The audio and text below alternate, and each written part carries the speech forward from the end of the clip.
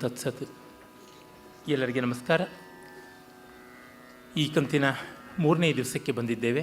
ಕುಮಾರವ್ಯಾಸ ಭಾರತದ ವಾಚನ ವಾದನ ವ್ಯಾಖ್ಯಾನ ಸ್ವಾರಸ್ಯದ ಈ 3ನೇ ದಿವಸದಲ್ಲಿ ದ್ರೌಪದಿ ಸ್ವಯಂವರ, ಅರ್ಜುನನನ್ನು ಅವಳು ಪರಿಣಯಿಸುವ ಸಂದರ್ಭವನ್ನು ನಿನ್ನೆ ಕಂಡವಿ. ದುರ್ಯೋಧನ ಪ್ರೇರಿತವಾಗಿ ಒಂದು ದೊಡ್ಡ ಬಂಡಾಯ ಏಳುತ್ತದೆ. ಅಲ್ಲಿದ್ದ ರಾಜಪುತ್ರರನ್ನೆಲ್ಲ ದುರ್ಯೋಧನ ಕೆಣಕುತ್ತಾನೆ ಅಂತ. ಆದರೆ ಮೂಲ ಮಹಾಭಾರತದಲ್ಲಿ ದುರ್ಯೋಧನ ನೇರವಾಗಿ ಕೆಣಕಿದಂತೆ ಕೆರಳಿಸಿದಂತೆ ಬರೋಲ್ಲ. ಎಲ್ಲ ರಾಜನ್ಯ ಸಮೂಹವೇ ಒಟ್ಟಾಗಿ ಕೆರಳುತ್ತದೆ. ಮತ್ತು ಅಲ್ಲಿ ಬಹಳ ಮಾರ್ಮಿಕವಾದ ಕೆಲವು ಸ್ವಾರಸ್ಯಗಳನ್ನು ನಾವು ನೋಡ್ತೀವಿ. ಮೂಲ ಮಹಾಭಾರತದ ಕೆಲವೊಂದು ಅಂಶಗಳನ್ನು ಕುಮಾರವ್ಯಾಸ ತೆಗೆದುಕೊಳ್ತಾನೆ, ಕೆಲವೊಂದನ್ನು ಬಿಡ್ತಾನೆ, ಹೊಸದನ್ನು ಸೃಷ್ಟಿ ಮಾಡ್ತಾನೆ. ಹೀಗೆ ಸಾಕಷ್ಟು ಸಾಮ್ಯಗಳ ಜೊತೆಗೆ ವ್ಯತ್ಯಾಸಗಳು ಕೂಡ ಇವೆ. ವಿರೋಧಗಳಲ್ಲ, ವೈಷಮ್ಯವಲ್ಲ, ಆದರೆ ವ್ಯತ್ಯಾಸ ಉಂಟು. ಅಂಥದ್ದು ಒಂದು ದುರ್ಯೋಧನ ತಾನು ಕೆರಳಿಸಿದಂತೆ ಅದು ಅವನ ಪಾತ್ರಕ್ಕೆ ತುಂಬ ಸಹಜವೂ ಆದಂಥದ್ದು ಅಂತ ನಮಗೆ ಕುಮಾರವ್ಯಾಸನ ಚಿತ್ರಣ ತುಂಬ ಹತ್ತಿರವಾಗುತ್ತದೆ, ಸಾಹಜಿಕ ಅಂತ ಅನಿಸುತ್ತದೆ. ಕುಮಾರವ್ಯಾಸ ಬಿಡುವ ಒಂದು ಭಾಗ ಇಂಥದ್ದು ಅಂದರೆ, ಬ್ರಾಹ್ಮಣರು ಅಲ್ಲಿಯೂ ಕೂಡ ಅರ್ಜುನನ ಬಗ್ಗೆ ಸಣ್ಣ ಪುಟ್ಟ ಮಾತುಗಳಲ್ಲಿ ಆಕ್ಷೇಪ ಮಾಡ್ತಾರೆ, ಮೆಚ್ಚುಗೆಯನ್ನು ಸೂಚಿಸ್ತಾರೆ.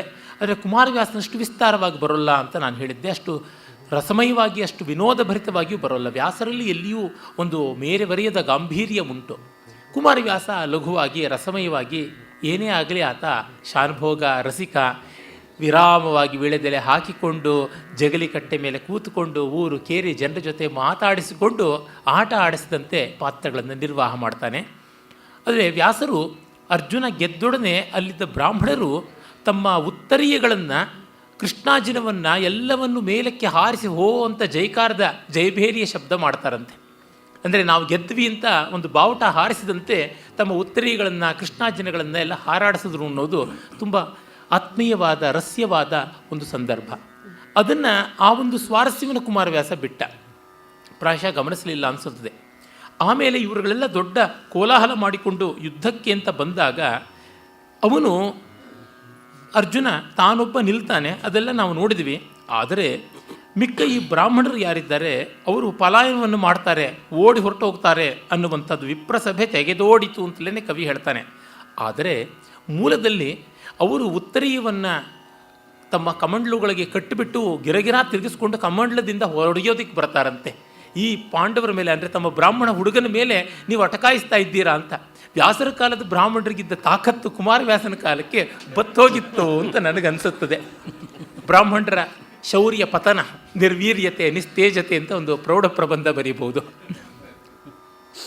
ಭೈರಪ್ಪನವರು ತಮ್ಮ ಪರ್ವ ಕಾದಂಬರಿಯಲ್ಲಿ ಒಂದು ಮಾರ್ಮಿಕವಾದ ಸನ್ನಿವೇಶವನ್ನು ನಿರ್ಮಾಣ ಮಾಡ್ತಾರೆ. ಅದೇನೆಂದರೆ, ವ್ಯಾಸರ ಬಳಿಗೆ ಭೀಷ್ಮ ತಾನು ಈ ಒಂದು ಯುದ್ಧ ಧರ್ಮಯುದ್ಧವೇ ಅಲ್ಲವೇ, ಪಾಂಡವರು ನಿಯೋಗ ಜನಿತರಾದದ್ದು, ನಿಯೋಗ ಸಂಜಾತರಾದದ್ದು ಸಾಧುವೆ ಅಸಾಧುವೆ ಅಂತ ವಿಚಾರಿಸಕ್ಕೆ ಹೋಗ್ತಾನೆ. ಆಗ ವ್ಯಾಸರ ಆಶ್ರಮದ ಮೇಲೆ ದುರ್ಯೋಧನನ ಸೈನಿಕರೆಲ್ಲ ದಾಳಿ ಮಾಡಿ ನಿಮ್ಮ ಗೋವುಗಳನ್ನು ಮತ್ತಿತರ ಧಾನ್ಯ ದವಸ ಸಂಪತ್ತನ್ನೆಲ್ಲ ಕೊಡಿ ಅಂತ ಕಿತ್ತುಕೊಂಡು ಹೋಗ್ತಾರೆ. ಆಗ ಭೀಷ್ಮ ಬಂದು ಅವ್ರನ್ನ ತಡೆಯುವುದಾಗುತ್ತದೆ. ಆಮೇಲೆ ಭೀಷ್ಮ ಹೇಳಿದ್ದಾನೆ ಅಂತ ಆ ಸೈನಿಕರು ದೂರ ಹೋಗ್ತಾರೆ. ಭೀಷ್ಮ ಹೊರಟ ಮರುದಿನವೇ ಮತ್ತೆ ಬಂದು ದೋಚ್ಕೊಂಡು ಹೋಗ್ತಾರೆ. ಈ ರೀತಿಯಾದದ್ದೆಲ್ಲ ನಡೆಯುತ್ತದೆ. ಆ ಸಂದರ್ಭದಲ್ಲಿ ವ್ಯಾಸರಿಗೆ ಭೀಷ್ಮ ಕೇಳ್ತಾನೆ, ಅಲ್ಲ, ನಿನ್ನ ಮುತ್ತಜ್ಜ ವಸಿಷ್ಠ ಮಹರ್ಷಿ, ನಿನ್ನ ತಂದೆ ಪರಾಶರ, ಪರಾಶರನ ತಂದೆ ಶಕ್ತಿ, ಶಕ್ತಿಯ ತಂದೆ ವಸಿಷ್ಠ. ಅವ್ರ ಬಳಿ ಒಂದು ಭವ್ಯವಾದ ಹಸು ಇತ್ತು, ಅದು 3 ಹೊತ್ತು ಚೆನ್ನಾಗಿ ಕರೀತಾ ಇತ್ತು. ಅದನ್ನು ಕಸಿಯಬೇಕು ಅಂತ ವಿಶ್ವಾಮಿತ್ರ ಬಂದಾಗ ಇಡೀ ಆಶ್ರಮದ ಜನ ಎಲ್ಲ ಸೇರಿಬಿಟ್ಟು ದಂಗೆ ಎದ್ದುವನ್ನು ಬಡಿದು ದೂರ ಮಾಡ್ತಾರೆ. ನೀನು ಯಾಕೆ ಆ ಥರ ಮಾಡೋಲ್ಲ ಅಂತ. ಅಯ್ಯೋ, ನನ್ನ ಬದುಕೆಲ್ಲ ವೇದ ಮಂತ್ರಗಳು, ವ್ಯಾಸಂಗ ಇದರೊಳಗೆ ಮುಗಿಯಿತು, ಆ ಕ್ಷಾತ್ರ ಬರಲಿಲ್ಲ ಅಂತ ಹೇಳುವುದು ಬರುತ್ತದೆ. ಹಾಗೆ ವ್ಯಾಸರ ಕಾಲದ ಬ್ರಾಹ್ಮಣರು ಅರ್ಜುನ ಬ್ರಾಹ್ಮಣ ಅಂತ ಭ್ರಮಿಸಿಕೊಂಡು ಭಾವಿಸಿಕೊಂಡು ಅವನಿಗೆ ದಕ್ಕಿದ ದ್ರೌಪದಿಯನ್ನು ಕಸಿದುಕೊಳ್ಳಬೇಕು ಅಂತ ಮಿಕ್ಕ ಕ್ಷತ್ರಿಯರು ಪ್ರಯತ್ನ ಪಟ್ಟಾಗ ತಮ್ಮ ಕೈಲಿರ್ತಕ್ಕಂಥ ದಂಡವೋ, ಕಮಂಡ್ಲವೋ, ಕೃಷ್ಣಾಜಿನವೋ, ದರ್ಭೆಯೋ ಯಾವುದೋ ಹಿಡ್ಕೊಂಡು ಹೋರಾಟಕ್ಕೆ ಬಂದರು. ಆಗ ಅರ್ಜುನ, ನೀವೇನು ಚಿಂತೆ ಮಾಡಬೇಡಿ, ನನ್ನನ್ನು ನಾನು ನೋಡ್ಕೋತೀನಿ ಅಂತ ಅವನು ಯುದ್ಧ ಮಾಡ್ತಾನೆ ಅಂತ ಬರುತ್ತದೆ. ಆದರೆ ಇಲ್ಲಿ ಹಾಗಿಲ್ಲ. ಅದು ಬ್ರಾಹ್ಮಣರ ಪಲಾಯನದ ಒಂದು ಸ್ವಭಾವವನ್ನು ಅಲ್ಲಿ ತೋರ್ಪಡಿಸಿದ್ದಾನೆ. ಹಾಗೆಯೇ ಇನ್ನೂ ಒಂದಷ್ಟೆಲ್ಲ ವ್ಯತ್ಯಾಸಗಳು ಬರ್ತವೆ. ಅದು ಏನೆಂದರೆ, ಕೃಷ್ಣೆಯನ್ನು ಅರ್ಜುನ ಹಿಡಿದು ಒಡನೆ ಅವನು ಹೊರಟು ಬಿಡ್ತಾನೆ ಅಂತ ಬರುತ್ತದೆ. ಆಮೇಲೆ ದಾಳಿ ಆದಾಗ ಅವನು ಅರ್ಜುನ ಅಣ್ಣ ಭೀಮ ಇಬ್ಬರು ಸೇರಿಕೊಂಡು ಅವರು ಸದೆ ಬಡೀತಾರೆ ಅಂತ ಬರ್ತದೆ. ಪಾಂಡವರು ಹೊರಟೋಗ್ತಾರೆ ಅಂತ ಅಲ್ಲೂ ಬರುತ್ತದೆ. ಅದಾದ ಮೇಲೆ ನಾವು ನೋಡುವ ಮತ್ತೊಂದು ಸ್ವಾರಸ್ಯಕಾರಿಯಾದದ್ದೇನೆಂದರೆ, ಅಲ್ಲಿ ಕೃಷ್ಣ ಪಾಂಡವರಿದ್ದ ಕುಂಬಾರರ ಕೇರಿಗೆ ಬರ್ತಾನೆ. ಇಲ್ಲಿ ಆ ರೀತಿಯಾದ ಚಿತ್ರಣ ಕಾಣೋಲ್ಲ, ಅದನ್ನು ಮುಂದೆ ನಾವು ನೋಡ್ತೀವಿ. ಹೀಗೆ ಅಲ್ಪ ಸ್ವಲ್ಪ ವ್ಯತ್ಯಾಸಗಳು ಅಲ್ಲಲ್ಲಿ ಕಾಣುತ್ತವೆ, ಆದರೆ ಅದು ತುಂಬ ನಗಣ್ಯವಾದದ್ದು.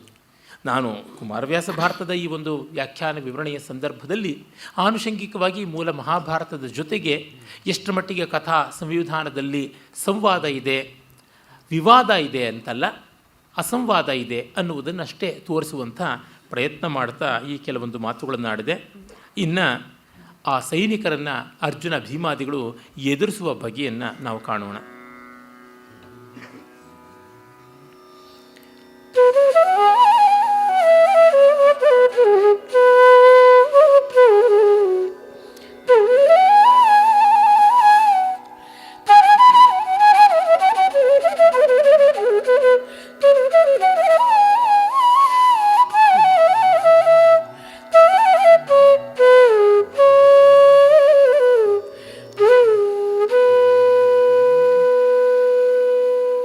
ಮೊದಲ ಲಗ್ಗೆಯ ಧೂಳಿಯೇ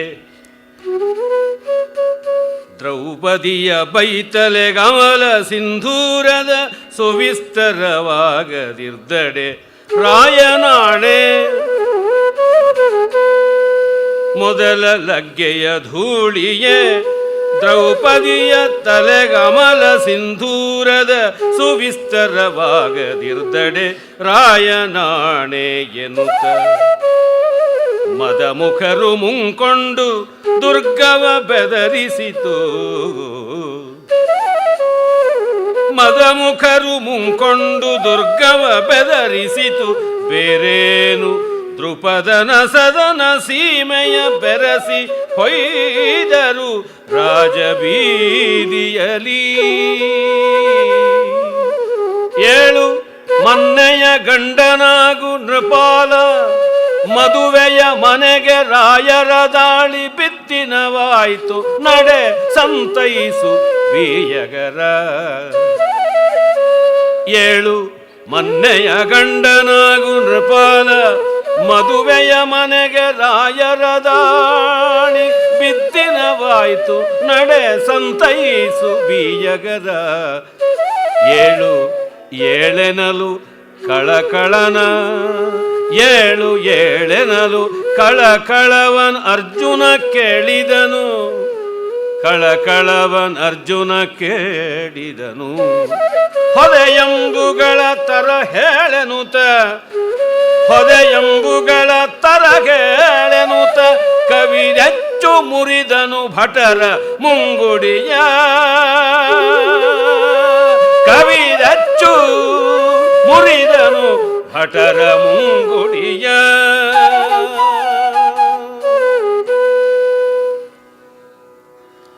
ತುಂಬ ಸುಂದರವಾದ ಕಾವ್ಯವನ್ನು ಕುಮಾರವ್ಯಾಸ ಅದಿಷ್ಟು ಕಡೆ ಚೆಲ್ಲುವರೆದಿದ್ದಾನೆ ಅನ್ನೋದಕ್ಕೆ ಈ ಮೊದಲ ಪದ್ಯದ ಮೊದಲ ಪಂಕ್ತಿಯೇ ಸಾಕ್ಷಿ. ಮೊದಲ ಲಗ್ಗೆಯ ಧೂಳಿಯೇ ದ್ರೌಪದಿಯ ಬೈತಲೆ ಗಮಲ ಸಿಂಧೂರದ ಸುವಿಸ್ತರವಾಗದಿರ್ದಡೆ ರಾಯನ ಆಣೆ. ಆ ವೀರ ಭಟರು ಹೇಳ್ತಾ ಇದ್ದಾರೆ, ನಾವೀಗ ನಮ್ಮ ರಾಜರುಗಳ ಪರವಾಗಿ ದುರ್ಯೋಧನಾದಿಗಳ ಪರವಾಗಿ ಯುದ್ಧ ಮಾಡಿ ದ್ರೌಪದಿಯನ್ನು ಗೆಲ್ತೀವಿ. ನಮ್ಮ ಪದಾತಿಗಳ ಪದಹತಿಯ ಧೂಳಿ ಯಾವುದಿದೆ ಆ ಕೆಂಧೂಳಿಯೇ ದ್ರೌಪದಿಯ ಬೈತಲೆಯಲ್ಲಿ ಸಿಂಧೂರ ಪಾಲಿಯಾಗುತ್ತದೆ ಅಂತ. ಅಂದರೆ ಸಿಂಧೂರ ಯಾವಾಗ ಅಂದರೆ ಕನ್ಯೆ ಒಬ್ಬನ ಕೈ ಹಿಡಿದಾಗ ಬರ್ತಕ್ಕಂಥದ್ದು ಅಂತ. ಈಗಲೂ ಉತ್ತರ ಭಾರತದಲ್ಲಿ ವಿಶೇಷತಃ ಬಂಗಾಳ ಇತ್ಯಾದಿ ಪ್ರದೇಶದಲ್ಲಂತೂ ಸಿಂಧೂರ ಧಾರಣೆ ಅನ್ನುವುದು ವಿವಾಹ ಸ್ತ್ರೀಯ ಲಕ್ಷಣ. ವಿವಾಹ ಕಾಲದಲ್ಲಿ ಪತಿಯಿಂದಲೇ ಅಂತ. ನಮ್ಮಲ್ಲಿಯೂ ಆ ಒಂದು ಪದ್ಧತಿಯನ್ನು ಈಚೆಗೆ ಸ್ವಲ್ಪ ತರುವಂಥದ್ದು ನೋಡ್ತೀವಿ. ಎಷ್ಟೋ ಜನ ಬೈತಲೆ ಮಧ್ಯದಲ್ಲಿ ಕುಂಕುಮ ಇಟ್ಕೊಳ್ಳೋದು ಅದು ಸಿಂಧೂರದ ಲಕ್ಷಣವೇ. ಸಿಂಧೂರ ಅಲಂಕಾರಕ್ಕೆ ಸಿಂಧೂರ ಅಂತ ಅದನ್ನು ಅಲ್ಪ ಪ್ರಾಣದಲ್ಲಿ ಹೇಳ್ತಾರೆ. ಅದು ಯಾಕೋ ಮಹಾಪ್ರಾಣದಲ್ಲಿ ಕುಮಾರವ್ಯಾಸನ ಭಾರತದ ಈ ಪುಸ್ತಕದಲ್ಲಿಯೂ ಅಚ್ಚಾಗಿದೆ. ಎಷ್ಟೋ ಬಾರಿ ನಮಗೆ ಅಲ್ಪ ಪ್ರಾಣಗಳು ಮಹಾಪ್ರಾಣವಾಗಿ, ಮಹಾಪ್ರಾಣಗಳು ಅಲ್ಪ ಪ್ರಾಣವಾಗಿ ವಿಪರ್ಯಸ್ತಗೊಳ್ತಾ ಇರ್ತವೆ ಲೋಕದಲ್ಲಿ. ಪೂಜ್ಯ ಪೂಜಾ ವ್ಯತಿಕ್ರಮ, ಸಣ್ಣವರು ದೊಡ್ಡವರಾಗಿ ದೊಡ್ಡವರು ಸಣ್ಣವರಾಗಿ ಆಗತಕ್ಕಂಥದ್ದು ಗುರುಲಘು ಪಲ್ಲಟ ಛಂದಸ್ಸಿನಲ್ಲಿ ಹೇಗೋ ಹಾಗೆ ಜೀವನದಲ್ಲಿ ಆಗ್ತಾ ಇರ್ತದೆ. ಸಿಂಧೂರ ಅಂದರೆ ಆನೆ, ಸಿಂಧೂರ ಅಂದರೆ ಹಣೆಗೆ ಹಚ್ಚುವ ಆ ಬಣ್ಣ, ಬೈತಲೆಗೆ ಹಚ್ಚುವ ಬಣ್ಣ. ಆ ಸಿಂಧೂರ ಪಾಲಿಯಾಗಿ ಸಿಂಧೂರ ರೇಖೆಯಾಗಿ ಪರಿಣಮಿಸುತ್ತದೆ ಅಂತ. ಆ ಕಲ್ಪನೆಯೇ ತುಂಬ ಸುಂದರವಾದಂಥದ್ದು. ಶಂಕರರ ಸೌಂದರ್ಯಲಹರಿಯಲ್ಲಿ ದೇವಿಯ ಒಂದು ಸಿಂಧೂರ ಯಾವ ರೀತಿಯಾಗಿರುತ್ತದೆ ಅಂತಂದರೆ, ಕಗ್ಗತ್ತಲಿನ ಹಾಗೆ ಆಕೆಯ ದಟ್ಟವಾದ ತಲೆಗೂದಲು, ಅಲ್ಲಿ ಪ್ರಭಾತ ಸೂರ್ಯನ ಪ್ರಥಮ ಮಂಗಲ ಕಿರಣದ ಹಾಗೆ ಸಿಂಧೂರ ರೇಖೆ ಬರುತ್ತದೆ ಅಂತ ಹೇಳಿಬಿಟ್ಟಿದ್ದನು ಬಹಳ ಚೆನ್ನಾಗಿ ಆ ಕಲ್ಪನೆಯನ್ನು ಮಾಡ್ತಾರೆ. ಅದೇ ರೀತಿಯಲ್ಲಿ ವೇದಾಂತ ದೇಶಿಕರು ಆ ಸಿಂಧೂರ ರೇಖೆಯನ್ನು ಶೋಣ ನದ ಅಂತ ಹೇಳಿ ಆ ರೀತಿಯಾಗಿ ಕೂಡ ಕಲ್ಪನೆ ಮಾಡ್ತಾರೆ. ತುಂಬ ಸುಂದರವಾದ ಕಲ್ಪನೆಗಳಿಗೆ ಕೊರತೆ ಇಲ್ಲ. ಕುಮಾರವ್ಯಾಸ ಮತ್ತು ನವನವೀನವಾಗಿ ಮಾಡ್ತಾನೆ. ಅವರು ಮದಮುಖರು, ಮದಿಸಿದವರು, ಮದವನ್ನು, ಕೆಚ್ಚನ್ನು, ಬಿಂಕವನ್ನು, ದರ್ಪವನ್ನು, ಬಿಂಪನ್ನು ಮುಖದಲ್ಲಿ ತುಂಬಿಸಿಕೊಂಡು ದುರ್ಗವ ಬೆದರಿಸ್ತಾ ಇದ್ದಾರೆ. ದುರ್ಪದ ಏನು ಮಾಡೋದು ಅಂತ ಗೊತ್ತಿಲ್ಲದೆ ಚಿಂತೆ ಮಾಡ್ತಾ ಇದ್ದಾನೆ, ಏನು ಗತಿ ಅಂತ. ಆಗ ಅರ್ಜುನನ ಎಲ್ಲರೂ ಕೇಳ್ಕೊಳ್ತಾರೆ, ಏಳು ಮನ್ನೆಯ ಗಂಡನಾಗು ನೃಪಾಲ ಮದುವೆಯ ಮನೆಗೆ ರಾಯರ ದಾಳಿ ಬಿದ್ದಿನವಾಯಿತು. ಈ ಬಿದ್ದಿನ ಅನ್ನೋದಕ್ಕೆ ತಸು ಶಾಮರಾಯರು ಕುಮಾರವ್ಯಾಸ ನಿಘಂಟುವೇ ಬರೆದವರು ಬಿದ್ದ ಇನ ಬಿದ್ದಿನ ಅಂತ, ಬಿದ್ದ ಸೂರ್ಯ, ಸೂರ್ಯಾಸ್ತ, ಕಷ್ಟ ಅನ್ನುವ ಅರ್ಥ ಮಾಡಿದ್ದಾರೆ. ಅದು ಒಂದು ಅರ್ಥ ಆದೀತು. ಆದರೆ ಆ ಇಡೀ ರೂಪಕವನ್ನು ನೋಡಿದ್ರೆ ಅದು ಹಾಗೆ ಇರೋದಕ್ಕಿಂತ ಬಿದ್ದಿನ ಅಂತಂದರೆ ಔತಣ, ಬಿರ್ದು, ಬಿರ್ದೂಟ, ಆ ರೀತಿಯಾದ ಅರ್ಥ ಮಾಡಬಹುದಾ ಅನಿಸುತ್ತದೆ. ಅಂದರೆ ರಾಜರ ಅರಮನೆಯ ಮದುವೆಗೆ ಈ ವೈರಿ ಭಟರ ದಾಳಿಯೇ ಔತಣವಾಗಿದೆ ಅಂತ. ನೀನು ಆ ಔತಣವನ್ನು ಕತ್ತರಿಸಬೇಕು, ಕವಳ ಕತ್ತರಿಸಬೇಕು. ಆ ಔತಣದಂತೆ ಬಂದವರು ತುಂಬಿದ ಎಲೆಯಲ್ಲಿ ಪರಠವಣೆಗಳನ್ನು ಬಡಿಸಿದಂತೆ ಅವರು ಪದಾತಿ, ಗಾಶ್ವಿಕ ಮತ್ತು ಆಸ್ತಿಕ, ರಥಿಕರು ಹೀಗೆಲ್ಲರೂ ಬಂದಿದ್ದಾರೆ. ಅವರೆಲ್ಲ ಒಂದೊಂದು ವಿಧವಾದ ಭಕ್ಷ್ಯ, ಭೋಜ್ಯ, ಚೋಷ್ಯ, ಲೇಹ್ಯ, ಪಾನೀಯಗಳು, ಅವ್ರನ್ನೆಲ್ಲರನ್ನು ಕತ್ತರಿಸಬೇಕು. ನೀನು ಆ ಕೆಲಸ ಮಾಡಬೇಕು. ನಡೆ ಸಂತೈಸು ಬೀಯಗರ.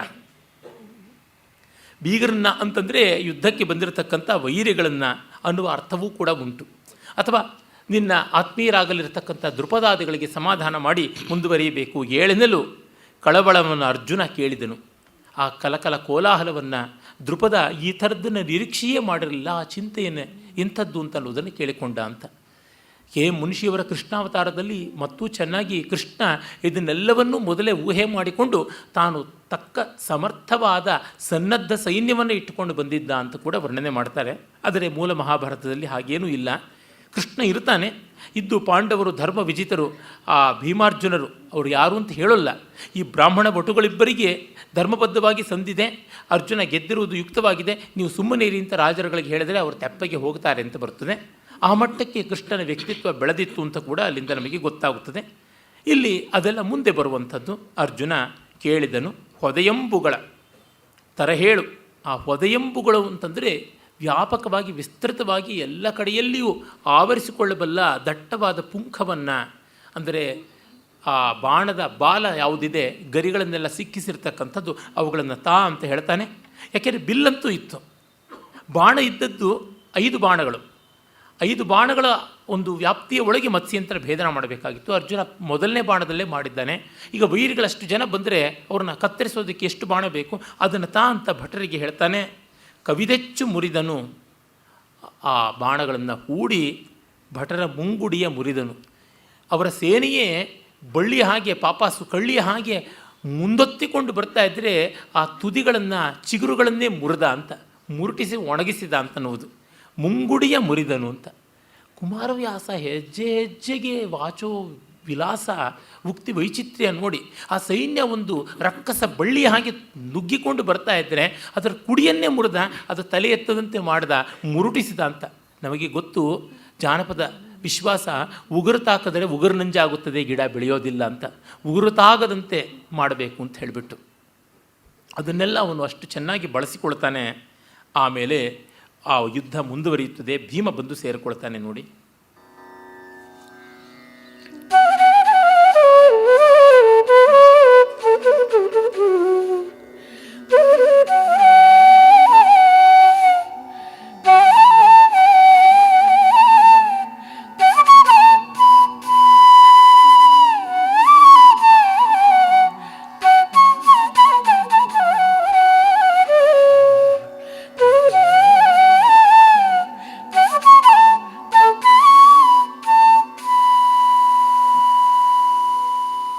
ಅದು ಬಳಿಕ ಕಲ್ಪಾಂತ ಸುರಿಯದ ಮೊದಲ ಮಳೆಯನೇ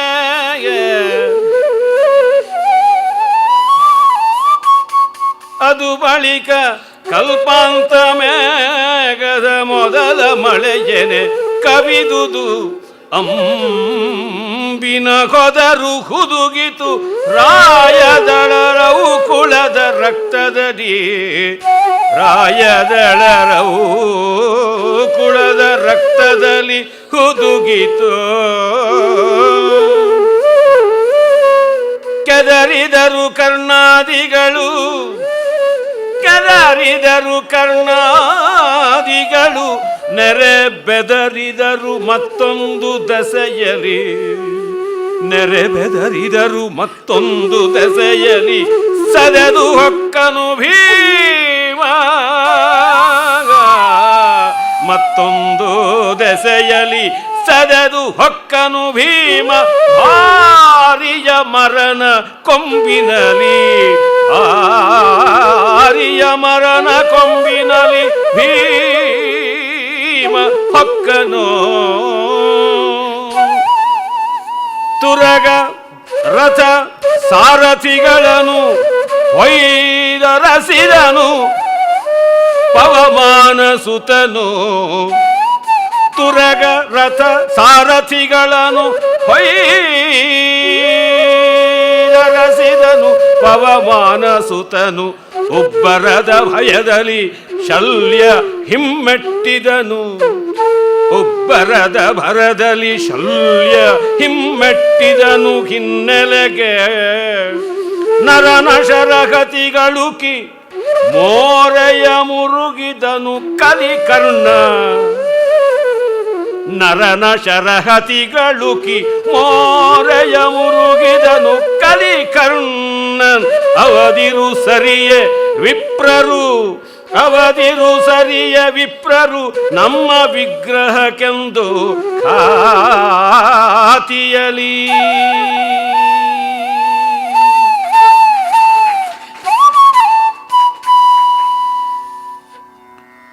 ಪ್ರಳಯ ಕಾಲದ ಮೇಘದ ಮೊದಲ ಮಳೆಯ ಹಾಗೆ ತೋರಿತು ಅರ್ಜುನನ ಬಾಣದ ಚಳಕ ಅಂತಾನೆ ಕವಿ. ಅದೆಷ್ಟು ಚೆನ್ನಾಗಿ ಕಲ್ಪಾಂತ ಮೇಘದ ಮೊದಲ ಮಳೆಯೇ ಅಂತ.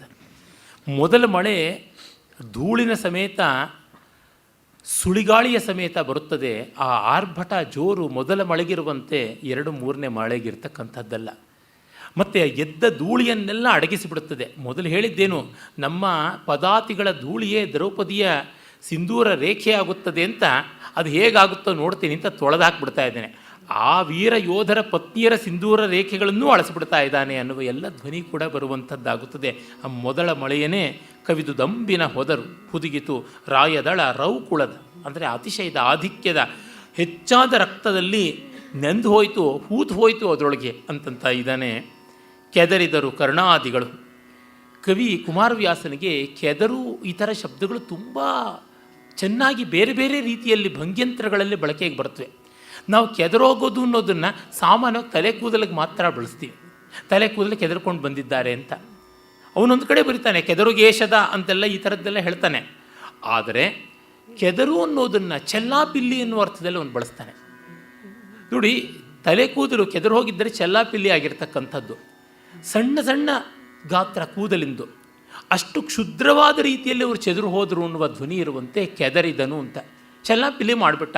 ಒಂದು ಕೈ ಸಾಕು, 1 ಗಂಟೆ ಹೊತ್ತು ನೀಟಾಗಿ ತೀಡಿ ಹಣ್ಕೊಂಡಂಥ ಜಡೆಯನ್ನು ಪೂರ್ತಿ ಕೆದರಾಕೋದಿಕ್ಕೆ. ಆ ರೀತಿಯಲ್ಲಿ ನೋಡಿದಾಗ ಕೆದರುವಿಕೆ ಅಂದರೆ ಅದೆಷ್ಟು ಪ್ರಭಾವಶಾಲಿಯಾದದ್ದು ಅಂತ ಗೊತ್ತಾಗುತ್ತದೆ. ಅವನು ಭಾಷೆಯ ಪದಗಳಿಗೆ ಬೇರೆಯೇ ಆದಂಥ ಶಕ್ತಿಯನ್ನು, ಕಸುವನ್ನು, ಅರ್ಥಛಾಯೆಗಳನ್ನೆಲ್ಲ ಕೊಡ್ತಾನೆ. ಹಾಗೆ ಹೇಳ್ತಾನೆ, ಕೆದರಿದರು ಕರ್ಣಾದಿಗಳು ಅಂದರೆ ಅವರು ಕೆದರಲ್ಪಟ್ಟರು ಅಂತ ಅರ್ಥ. ಕೆದರಿದರು ಅವ್ರು ಯಾರನ್ನೂ ಕೆದರಿದ್ದಲ್ಲ, ಅವರೇ ಕೆದರಲ್ಪಟ್ಟರು. ನೆರೆ ಬೆದರಿದರು, ಹೆದರೋಗ್ಬಿಟ್ರು. ಮತ್ತೊಂದು ದೆಸೆಯಲ್ಲಿ ಸದೆದು ಹೊಕ್ಕನು ಭೀಮ ಭಾರಿಯ ಮರದ ಕೊಂಬೆಯಲ್ಲಿ. ಮರದ ಕೊಂಬೆ ಹಿಡ್ಕೊಂಡು ಇನ್ನೊಂದು ದಿಸೆಯಿಂದ ಭೀಮ ಬಡಿಯೋದಕ್ಕೆ ಶುರು ಮಾಡಿಬಿಟ್ಟ. ಅವನದು ಯಾವತ್ತೂ ಯುದ್ಧರಂಗದ ಶಿಸ್ತು ಇತ್ಯಾದಿಗಳು ಅಲ್ಲವೇ ಅಲ್ಲ. ಗೆಲ್ಲುವುದೇ ಯುದ್ಧದ ನಿಯಮ ಅಷ್ಟೇ, ಇನ್ನೇನು ಅಲ್ಲ. ಒಂದು ಕಡೆಯಿಂದ ರಪರಪ ಬಡ್ಕೊಂಡು ಬಂದರೆ ಮುಗಿಯಿತು ಕಥೆ ಅಂತ. ಅದು ಬಹಳ ನ್ಯಾಯವಾದದ್ದು. ಆ ನೀತಿಯನ್ನು ಪಾಂಡವರಾಗಲಿ ಮುಂದಿನ ಎಷ್ಟೋ ಜನ ಭಾರತೀಯ ಮಹಾರಾಜರು ಅನುಸರಿಸದೇ ಸರ್ವನಾಶವಾದರು. ಹೀಗಾಗಿ ಭೀಮನ ದಾರಿ ತುಂಬ ಸರಿಯಾದ ದಾರಿ. ಒಂದು ಕಡೆ ಅರ್ಜುನ ಬಾಣ ಪ್ರವಾಹವನ್ನು, ಬಾಣದ ಭೋರ್ಗರೆಯುವ ಮಳೆಯನ್ನು ಸುರಿಸ್ತಾ ಇದ್ದರೆ, ಇನ್ನೊಂದು ಕಡೆಯಲ್ಲಿ ಇವನು ಅಂತಕನೇ ದಂಡಧಾರಿಯಾಗಿ ಬಂದಂತೆ ಆ ಭಾರಿಯ ಮರದ ಕೊಂಬೆಯನ್ನು ಹಿಡಿದು ಅವ್ರನ್ನೆಲ್ಲರನ್ನ ತದುಕ್ತಾ ಇದ್ದಾನೆ. ಆಗ ಮದ್ರೇಶ್ವರ ಶಲ್ಯ ಅವನಿಗೆ ಎದುರಾಗ್ತಾನೆ. ಅರ್ಜುನನಿಗೆ ಎದುರಾಗಿ ರಾಧೇಯ ಕರ್ಣ ಬರ್ತಾನೆ. ಅವರಿಬ್ಬರು ದ್ವಂದ್ವ ಯುದ್ಧ ಮಾಡ್ತಾರೆ. ಮಿಕ್ಕ ವೀರರು ಅಷ್ಟೊತ್ತಿಗೆ ಹಣ್ಣುಗಾಯಿ ನೀರುಗಾಯಿ ಆಗಿರ್ತಾರೆ. ಅವರು ಪ್ರೇಕ್ಷಕ ವರ್ಗದಲ್ಲಿ ನಿಂತುಕೊಳ್ತಾರೆ. ಬಸವಳಿದು ಶೈತ್ಯೋಪಚಾರ ಮಾಡಿಸ್ಕೊಳ್ತಾ ಇರ್ತಾರೆ.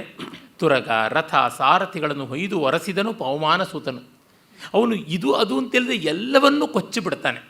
ಸುನಾಮಿಗೆ ಇವರು ಸಜ್ಜನರು ಇವರು ದುರ್ಜನರು ಅಂತ ಏನಾದರೂ ಉಂಟೆ ವ್ಯತ್ಯಾಸ? ಇಲ್ಲವೇ ಇಲ್ಲ. ಆ ರೀತಿಯಾಗಿ ಅವನು ಹೊಯ್ದೊರೆಸಿದನು, ನಿಟ್ಟೊರೆಸಿದನು, ಈ ಥರದ ಪದಪ್ರಯೋಗಗಳನ್ನೆಲ್ಲ ತುಂಬ ಚೆನ್ನಾಗಿ ಮಾಡ್ತಾನೆ. ಗುಡಿಸಿ ಸಾರಿಸಿ ರಂಗೋಲಿ ಇಟ್ಟುಬಿಡ್ತಾರೆ ಅಂತಾರಲ್ಲ, ಆ ರೀತಿಯಾದಂಥದ್ದು. ಹಾಗೆ ಭಾಷೆಗೆ ಬೇರೊಂದು ರೀತಿಯ ಸ್ವಾರಸ್ಯಗಳನ್ನು ತಂದುಕೊಟ್ಟದ್ದು ಅಂದರೆ ಆಮೇಲೆ ಕಾಲದಲ್ಲಿ ಬಂದ ಬೀಚಿಯವರು.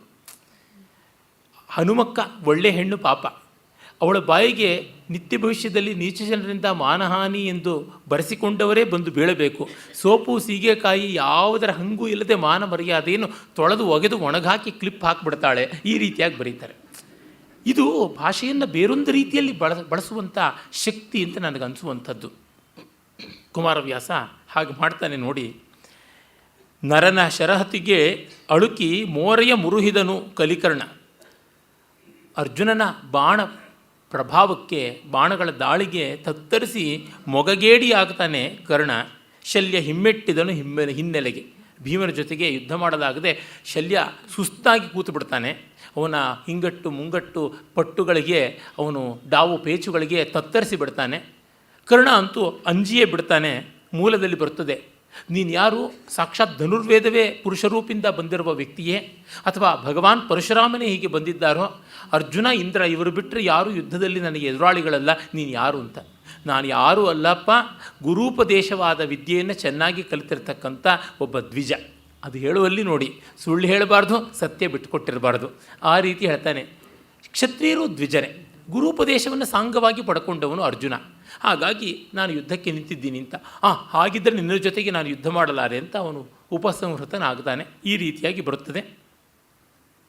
ಮತ್ತು ಆಗ ಅವರೆಲ್ಲರೂ ಕೂಡ ಹಾಗೆ ಹಿಂದೆ ಸರಿದು ಹಿಂಚಿಕೊಂಡಾಗ ಸಹಜವಾಗಿ ಜಯ ಅರ್ಜುನ ಭೀಮರಿಗೆ ದಕ್ಕುತ್ತದೆ. ಅದನ್ನು ನೋಡಿ ಕವಿ ಹೇಳ್ತಾನೆ.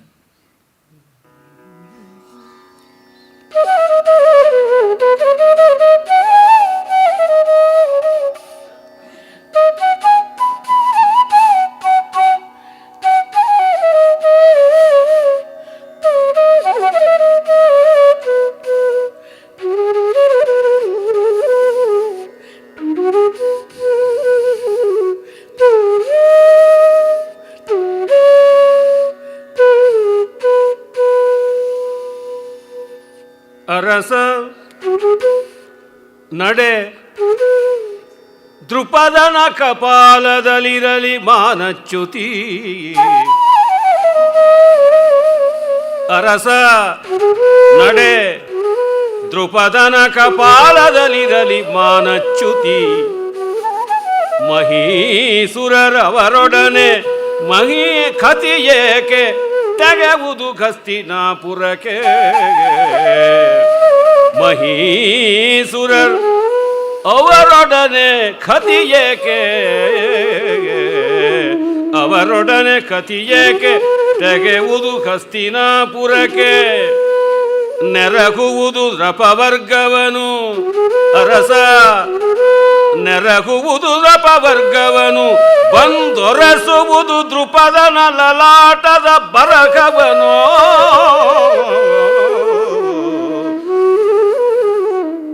ನೆರಗುವುದು ನೃಪವರ್ಗವನು, ಬಂದೊರಸುವುದು ದೃಪದನ ಲಲಾಟದ ಬರಹವನು. ಕೇಳೆಂದು ನುಡಿದನು ಕರ್ಣ ಕುರುಪತಿಗೆ.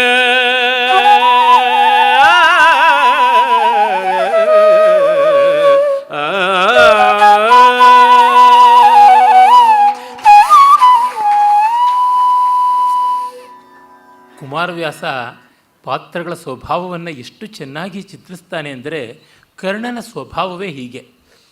ಪರವಾಗಿಲ್ಲ ಬಿಡಿ, ಏನೂ ತೊಂದರೆ ಇಲ್ಲ, ಈಗ ನಾವು ಕಾರ್ಪೊರೇಷನ್ ಎಲೆಕ್ಷನಲ್ಲಿ ಸೋತಿದ್ದೀವಲ್ವಾ, ಪಾರ್ಲಿಮೆಂಟ್ ಎಲೆಕ್ಷನಲ್ಲಿ ಗೆಲ್ತೀವಿ ಬಿಡಿ ಅಂತಂದಂಗೆ. ಅಲ್ಲ, ಅಡಿ ನರ್ತಕ ಪೊಂಡಾಟಿಯೇ ಕಡಿಯಾದ ಪುಳ್ಳೆ ಪೇರು ಗೋಪಾಲಕೃಷ್ಣ ಅಂತ ತಮಿಳಿನಲ್ಲಿ ಗಾದೆ ಉಂಟು. ಏನೇನೋದಕ್ಕೆ ಹೆಂಡತಿಯೇ ಇಲ್ಲ, ಇನ್ನು ಮಗನಿಗೆ ಗೋಪಾಲಕೃಷ್ಣ ಅಂತ ಹೆಸರಿಡ್ತಾ ಇದ್ದಾನೆ ಅಂತ. ಈ ರೀತಿಯಲ್ಲಿ ಅವನು ತನ್ನ ಸೋಲನ್ನು ಮರೆಮಾಚಿಕೊಳ್ಳೋದಕ್ಕೆ ಹೀಗೆ ಮಾಡ್ತಾನೆ. ಮುಂದೆ ಘೋಷಯಾತ್ರೆಯ ಸಂದರ್ಭದಲ್ಲಿಯೂ ಹಾಗೆ, ಎಲ್ಲೂ ಅಷ್ಟೇ, ತಾನು ಸೋತಿದ್ದೀನಿ ಎನ್ನುವಾಗ ದುರ್ಯೋಧನನ್ನು ಹೊಗಳ್ಬಿಡೋದು. ದುರ್ಯೋಧನ ಇವನ ಸೋಲನ್ನು ಮರೆತುಬಿಟ್ಟು ಇವನು ಹೇಳದಂತೆ ಕೇಳ್ತಾನೆ. ಇವನು ಊದಿದ ಪುಂಗಿಗೆ ತಲೆದೂಗುವ ಕೇರೆ ಹಾವಿನಂತೆ ಅವನ ರೀತಿ. ಅರಸ ನಡೆ, ಮಹಾರಾಜ ಹೊರಡೋಣ. ದೃಪದನ ಕಪಾಲದಲ್ಲಿರಲಿ ಮಾನಚ್ಯುತಿ. ದೃಪದನ ಕಪಾಲ ಅಂದರೆ ಆ ತಲೆಬುರುಡೆ, ಅವನ ಹಣೆಯ ಮೇಲೆ ಅವಮಾನದ ರೇಖೆ ಇರಲಿ ಅಂತ. ಅಂದರೆ ಈಗಾಗಲೇ ಅವಮಾನ ಮಾಡಿಬಿಟ್ಟಿದ್ದೀವಿ ಅಂತ. ಯಾರಿಗಾಗಿದ್ದ ಅವಮಾನ? ಬಹಳ ಅಚ್ಚುಕಟ್ಟಾಗಿ ಕಮ್ಯುನಿಸ್ಟ್ಗಳ ಕರ್ಣದಿಂದಲೇ ಪಾಠ ಕಲ್ತಿರೋದು ಅಂತ ಅನಿಸುತ್ತೆ. ಅವರ ಹಣೆಯ ಮೇಲೆ ಇದ್ದು ಬಿಡಲಿ ಪರಾಭವ ಇರಲಿ. ಮಹೇಶ್ವರರವರೊಡನೆ ಕತಿ ಏಕೆ, ಈ ಬ್ರಾಹ್ಮಣರ ಜೊತೆ ಜಗಳ ಯಾಕೆ ಅಂತ. ಮೊದಲು ಏನು ಹೇಳಿದ್ದ? ಸೂಸಿ ಮೀಸಲಡಗನು ದೃಪದನ ಮೀಸಲಡಗನು ಹದ್ದು ಕಾಗಿಗೆ ಸೂಸಿ ವಿಪ್ರನ ಬಡಿದು ಬಿಡುವುದು ಮತ್ತೆ ತೆರೆದುಣಲಿ, ಆ ರೀತಿಯಾಗಿ ಹೇಳಿದ್ದು. ಇವನು ಚೆನ್ನಾಗಿ ಬಡಿದು ಹಣ್ಣುಗಾಯಿ ನೀರುಗಾಯಿ ಮಾಡೋಣ, ಅವನು ಭಿಕ್ಷೆ ಎತ್ತಲಿ ಕೈಕಾಲು ಮುರ್ಕೊಂಡು ಅಂತ. ಆದರೆ ಈಗ ಸೋತು ಬ್ರಾಹ್ಮಣರನ್ನ ನಾವ್ಯಾಕೆ ಹೊಡೆಯೋದು ಬೇಡ, ಬ್ರಹ್ಮಹತ್ಯೆ ಮಹಾದೋಷ.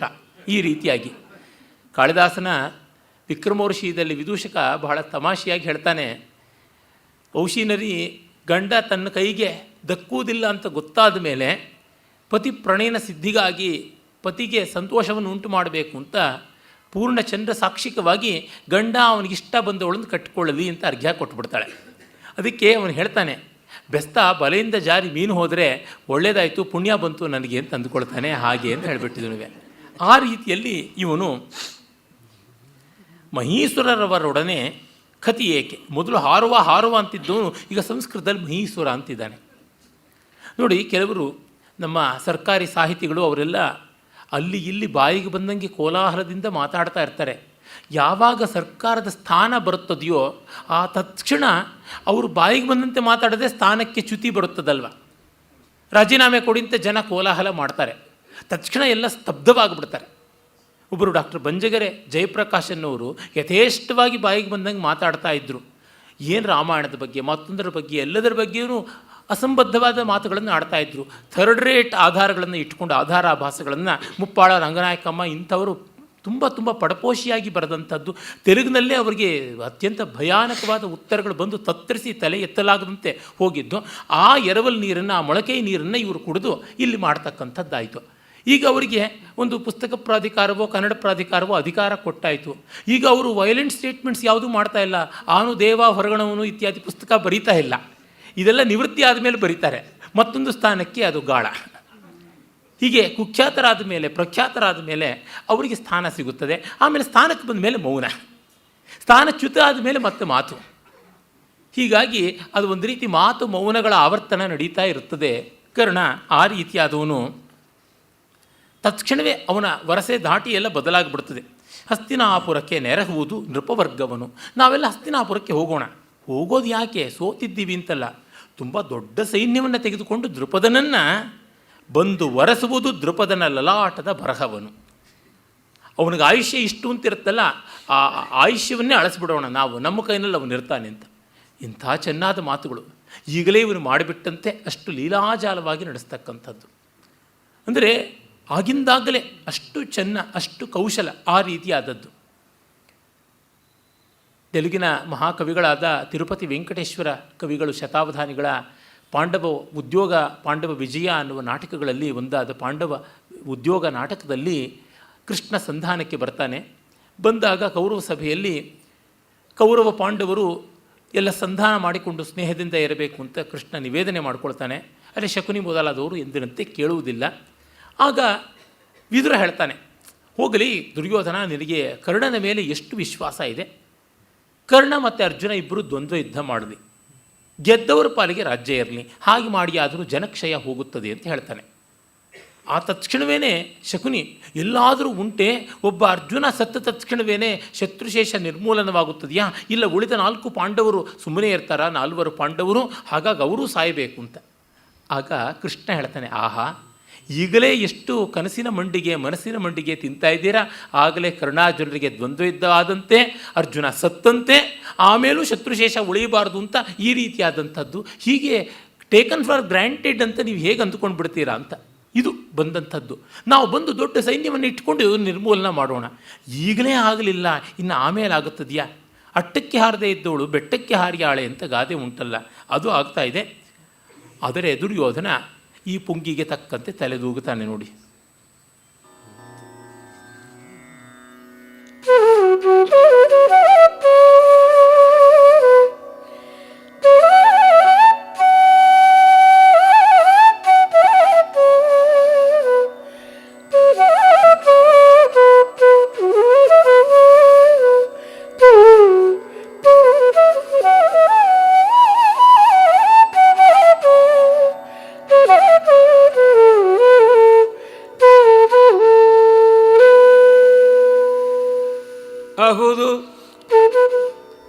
ಅಹುದು ಕರ್ಣನ ಮಾತು ಅಹುದು,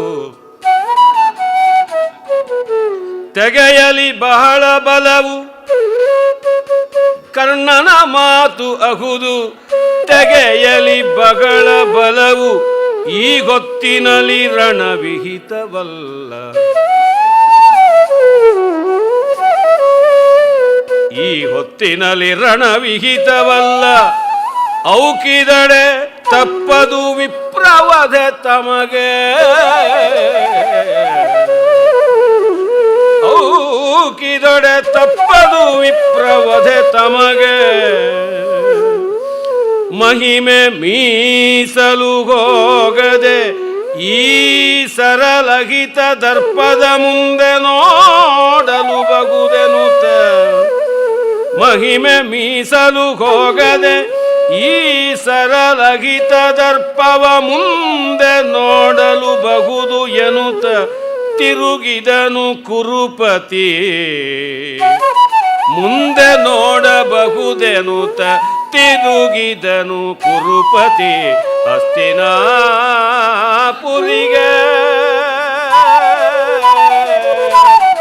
ಮುಂದೆ ನೋಡಬಹುದು.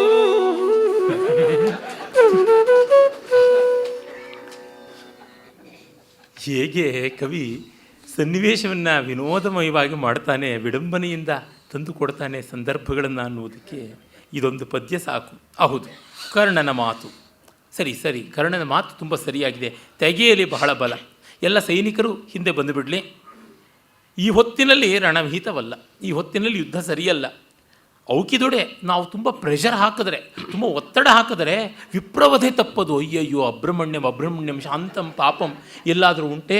ಬ್ರಾಹ್ಮಣ ವಧೆ ತುಂಬ ಮಹಾಪಾತಕವಾದದ್ದು. ಎಂಥ ನೋಡಿ, ಏನು ಪಾಪ ಧರ್ಮಶ್ರದ್ಧೆ, ಏನು ಧರ್ಮಭೀರುತ್ವ, ಯಾವ ರೀತಿಯಾಗಿ ಪಾಪಭೀರುವಾಗಿದ್ದಾನೆ ಪರಮ ಭಾಗವತೋತ್ತಮ ದುರ್ಯೋಧನ. ಪ್ರಹ್ಲಾದ ಅಜಮಿಳ ಇವರೆಲ್ಲ ಆದಮೇಲೆ ಇವನೇ ಇರತಕ್ಕಂಥದ್ದು. 12 ಜನ ಆಳ್ವಾರಗಳ ಜೊತೆಗೆ 13ನೇನಾಗಿ ಇವನನ್ನು ಕೂಡಿಸೋಣ ಬೇಕಾದರೆ. ಅಯ್ಯೋ ಭಗವಂತ, ಹೇಳುವುದು ನೋಡಿದ್ರೆ ಅದೇ ಆ ಮಟ್ಟದಲ್ಲಿ ಅಷ್ಟು ಮರ್ಯಾದೆಯನ್ನು, ಅಷ್ಟು ಸಂಪ್ರದಾಯವನ್ನು, ಇದನ್ನೆಲ್ಲವನ್ನೂ ಪಾಲಿಸುವ ರೀತಿಯಲ್ಲಿ ಮಾಡ್ತಕ್ಕಂಥದ್ದು. ಒಬ್ಬ ಜ್ಞಾನಪೀಠಿಗಳು ದಿವಂಗತರಾಗಿದ್ದಾರಲ್ಲ, ಅವರು ಒಂದು 15 ವರ್ಷಗಳ ಕೆಳಗೆ ನನಗೆ ಹೇಳಿದರು, ನಿಮ್ಮ ಬಳಿ ಬಂದು ಛಂದಸ್ಸನ್ನು ಕಲಿಯಬೇಕು. ಅದು ಮತ್ತೊಬ್ಬ ಜ್ಞಾನಪೀಠಿಗಳ ಸಾಕ್ಷಿಯಾಗಿ ಹೇಳಿದರು. ಕಾರ್ನಾಡರು ಎದುರಿಗೆ ಇದ್ದರು. ಗಿರೀಶ್, ಇಷ್ಟು ಅಮೋಘವಾದದ್ದು, ಇಷ್ಟು ಚೆನ್ನಾಗಿರೋದು, ಇಟ್ಸ್ ಅವರ್ ಟ್ರೆಡಿಷನ್, ನಿಮ್ಮ ಮನೆಗೆ ಬರ್ತೀನಿ. ಅದು ವಿದೇಶದ ನೆಲದಲ್ಲಿ ಹೇಳಿದ್ದು, ಅಲ್ಲಿ ಕೊಟ್ಟಿದ್ದು ಮಾತು ಅಲ್ಲೇ ಹೋಯಿತು ಅಂತ ಅನಿಸುತ್ತೆ. ಇರಲಿ, ಅಂದರೆ ಥರ ತುಂಬ ಅದನ್ನು ಜೀವಾಳವಾಗಿ ನೋಡಿ ಅದಕ್ಕಾಗಿ ತೆತ್ತುಕೊಂಡಿದ್ದಾರೆ ಎಂಬಂತೆ ಭೂತ ಭವಿಷ್ಯದ ವರ್ತಮಾನಗಳ ದಾರ್ಶನಿಕ ದೃಷ್ಟಿಯನ್ನು ಝಳಪಿಸಿ ಹೇಳಿದ್ರು, ಕೈಗೆ ಕೈ ನಗೆಹಿ ಹೇಳಿದ್ರು. ಬರ್ತಾ ಇದ್ದಾರೆ ಪಾಪ, ಇನ್ನೊಂದು ಜನ್ಮದಲ್ಲಾದರೂ ಬಂದಾರು ಅಂತ ಅನಿಸುತ್ತೆ. ಇರಲಿ, ಅಳಿದವರ ಮೇಲೆ ಕೆಸರನ್ನು ಎರಚಬಾರದಲ್ವ. ಅಂದರೆ ಹಾಗೆ ಅದು ಅಷ್ಟು ನಾವು ಅದಕ್ಕೆ ತಾದಾತ್ಮ್ಯದಿಂದ ಸಮರ್ಪಿತವಾಗಿದ್ದೀವೋ ಎಂಬಂತೆ ಹೇಳ್ತಕ್ಕಂಥದ್ದು. ದುರ್ಯೋಧನನಿಗೆ ಯಾವ ಚಮತ್ಕಾರ ಒಲಿದಿದೆ ನೋಡಿ. ತಪ್ಪದು ವಿಪ್ರವಧೆ. ಹೌದು, ವಿಪ್ರಸ್ಯ ವಧ ಅಲ್ಲ, ವಿಪ್ರೇಣ ವಧ. ಷಷ್ಠಿ ತತ್ಪುರುಷ ಸಮಾಸ ಅಲ್ಲ, ಅದು ವಿಪ್ರೇಣ ವಧ ವಿಪ್ರವಧ ಅಂತ ಹೇಳ್ಬಿಟ್ಟು ಹಾಗೆ ಮಾಡಬೇಕಾಗುತ್ತದೆ. ತೃತೀಯ ತತ್ಪುರುಷ ಸಮಾಸ. ಬ್ರಾಹ್ಮಣನಿಂದ ವಧೆ ಆಗತಕ್ಕಂಥದ್ದು ಇವರದು, ಬ್ರಾಹ್ಮಣನ ವಧೆ ಅಲ್ಲ ಆಗತಕ್ಕಂಥದ್ದು. ಅರ್ಜುನ ಬ್ರಾಹ್ಮಣ ವೇಷಧಾರಿ, ಅವನು ಸಾಯುವುದಲ್ಲ, ಅವನ ಕೈಯಲ್ಲಿ ಇವರು ಸಾಯುವುದಾಗಿತ್ತು. ಹಾಗೆ ಮಹಿಮೆ ಮೀಸಲು ಹೋಗದೆ ನಮ್ಮ ಖ್ಯಾತಿ, ಗೌರವ, ವಂಶ ಪ್ರತಿಷ್ಠೆ, ಮರ್ಯಾದೆ, ಸನಾತನ ಸಂಪ್ರದಾಯ, ಅನೂಚಾನತ್ವ ಇದೆಲ್ಲ ಏನಾಗಬೇಕು? ಹಾಗಾಗಿ ಅಹಿತ ದರ್ಪವ ಮುಂದೆ ನೋಡಲಬಹುದು. ವೈರಿಗಳನ್ನು ಯಾವಾಗ ಬೇಕಾದ್ರೆ ನೋಡೋಣ. ಎಷ್ಟು ಮಹಾ, ಆಫ್ಟರ್ ಆಲ್ ಈ ದೃಪದ ಯಾವ ಮಟ್ಟದವನು. ಒಮ್ಮೆ ಕೆಮ್ಮಿದರೆ ಸಾಕು ಇವನು ಆಕಾಶ ಮಾರ್ಗದಲ್ಲಿ ತತ್ತರಿಸಿ ಬಿಡ್ತಾನೆ, ಒಮ್ಮೆ ಉಗಿದರೆ ಸಾಕು ಇವನ ಕಾಂಪಿಲ್ಯ ನಗರವೇ ಕೊಚ್ಚಿಕೊಂಡು ಗಂಗಾ ಪ್ರವಾಹದಲ್ಲಿ ಬಿದ್ದು ಹೋಗಿಬಿಡುತ್ತೆ ಆ ಕಫದ ದಾಳಿಯಲ್ಲಿ ಅನ್ನುವಂಥ ರೀತಿ ಇದು. ಅಂದರೆ ಜಟ್ಟಿ ಬಿದ್ದರೂ ಮೀಸೆ ಮಣ್ಣಾಗಲಿಲ್ಲ ಅಂತ ಇದನ್ನೇ ತಾನೆ.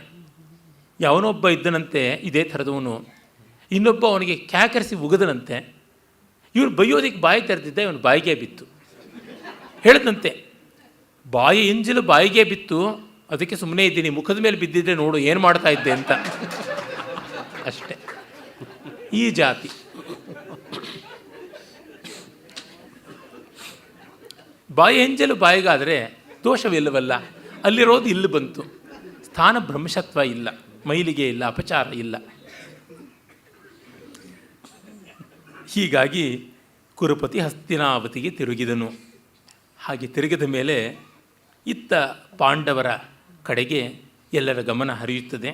ಆ ಮುಂದಿನ ಕಥಾನಕವನ್ನು ನಾವೀಗ ನೋಡೋಣ.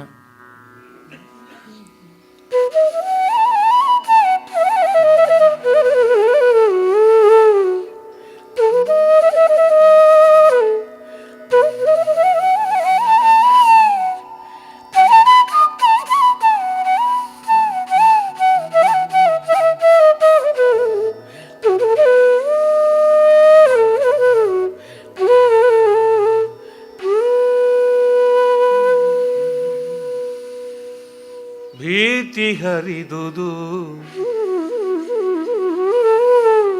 ಭೀತಿ ಹರಿದುದು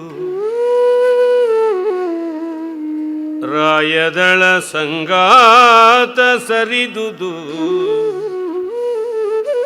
ರಾಯದಳ ಸಂಘಾತ ಸರಿದುದು ಮತ್ತೆ ಸುಜನವ್ರಾತ ನರೆದುದು ಮತ್ತೆ ಸುಜನವ್ರಾತ ನೆರೆದುದು ಮೆರೆದುದವನೀ ದೇವರ ಕಡಿಕೆಗೆ ಮೆರೆದುದು ಅವನೀ ದೇವರ ಕಣಿಕೆ ಮೆರೆದುದು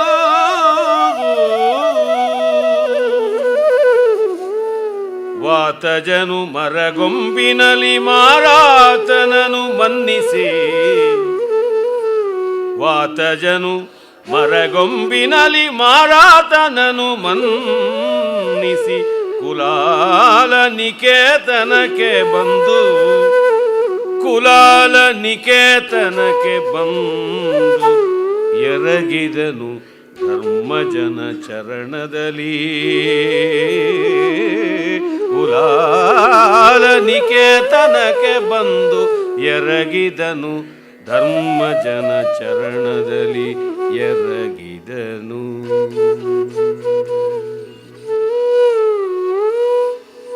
ಯಾವಾಗ ಇವರೆಲ್ಲರೂ ತಮ್ಮ ಬಲವನ್ನು ಉಪಸಂಹರಿಸಿಕೊಂಡು ತೆರಳಿದರು, ಇನ್ನು ಉಳಿದ ಜನಕ್ಕೆ ಪಾಪ ನೆಮ್ಮದಿಯಾಯಿತು. ಸ್ವಯಂವರ ಮಂಟಪಕ್ಕೆ ಬಂದವರೆಲ್ಲ ಪಾಪದ ಜೀವಗಳು ಉಳ್ಕೊಂಡವು. ಇದು ನಾವು ಗಮನಿಸಬೇಕಾದದ್ದು. ಎಲ್ಲೋ ಯಾವಾಗಲೂ ದುಷ್ಟರು ತೊಂದರೆ ಮಾಡ್ತಾರೆ ಅಂತಂದರೆ, ಯಾವುದು ಏನೂ ಅಪರಾಧ ಮಾಡದೇ ಇರತಕ್ಕಂಥ ಬಡಪಾಯಿಗಳು, ನಿಷ್ಪಾಪಿಗಳು ತೊಂದರೆಗೆ ಒಳಗಾಗ್ತಾರೆ. ಹಸದ್ಭಿ ಕ್ರಿಯತೆ ಕರ್ಮ ರುದದ್ಭಿರ್ ಅನುಭೂಯತೆ ಅನ್ನುವ ಗಾದೆ ಇದೇ ಥರ ತಾನೇ ಬಂದದ್ದು. ಟೆರರಿಸ್ಟ್ಗಳು ಯಾವುದೋ ಒಂದು ರೊಚ್ಚಿನ ಮೇಲೆ ಎಲ್ಲಿಯೋ ಬಾಂಬ್ ಬಿಡ್ತಾರೆ, ಸಾಮಾನ್ಯ ಜನ ಅದಕ್ಕೆ ತುತ್ತಾಗ್ತಾರೆ, ಬಲಿ ಬೀಳ್ತಾರೆ. ಆ ರೀತಿಯಲ್ಲೇ ಮಾಡಿರ್ತಕ್ಕಂಥದ್ದು. ಇವರ ಪ್ರತಿಷ್ಠೆಗೆ, ಇವರ ಲಾಲಸೆಗೆ ಇವರು ಮಾಡಿಕೊಂಡದ್ದು ಹೀಗಾಗುತ್ತದೆ. ದೃಪದನೂ ಬಚಾವಾಗಿಬಿಡ್ತಾನೆ, ದುರ್ಯೋಧನ ಅಂತೂ ಬಚಾವಾಗುವುದೇ ಸರಿ. ಬಡ ಸೈನಿಕರು ಆ ಕಡೆಯಿಂದ, ಈ ಕಡೆಗೆ ಸಾಮಾನ್ಯ ಜನ ಸ್ವಯಂವರಕ್ಕೆ ಬಂದವರು ಏನು ಸ್ಟ್ಯಾಂಪೇಡು, ಎಂಥ ಕೋಲಾಹಲ, ಯಾವುದೆಲ್ಲ ಆಗಿರಬೇಕು ಅಂತ ನೋಡಿದರೆ, ಸ್ವಯಂವರ ಅಂದರೆ ಒಂದು ದೊಡ್ಡ ಸ್ಟೇಡಿಯಂ, ಆ ರೀತಿಯಾದಂಥ ಒಂದು ವೀರಭೂಮಿಯಲ್ಲಿ ನಿರ್ಮಾಣ ಮಾಡಿರ್ತಾರೆ.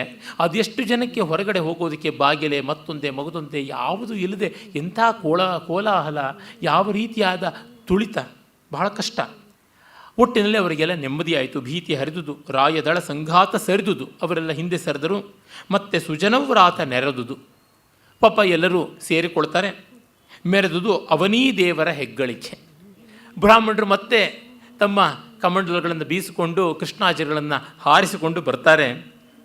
ವಾತಜ ಅಂದರೆ ಭೀಮಸೇನ, ಅವನು ಮತ್ತೆ ಮರದ ಕೊಂಬೆಯನ್ನು ಪಕ್ಕಕ್ಕೆ ಇಟ್ಟು ತಾನು ಸದ್ದು ಗದ್ದಲ ಇಲ್ಲದೆ ಯಾರಿಗೂ ಗುರುತಿಸಲ್ಪಡಬಾರದು ಅಂತ ನೇರವಾಗಿ ಕುಂಬಾರರ ಕೇರಿಗೆ ಬಂದು ಧರ್ಮಜನ ಚರಣದಲ್ಲಿ ನಮಸ್ಕಾರ ಮಾಡ್ತಾನೆ.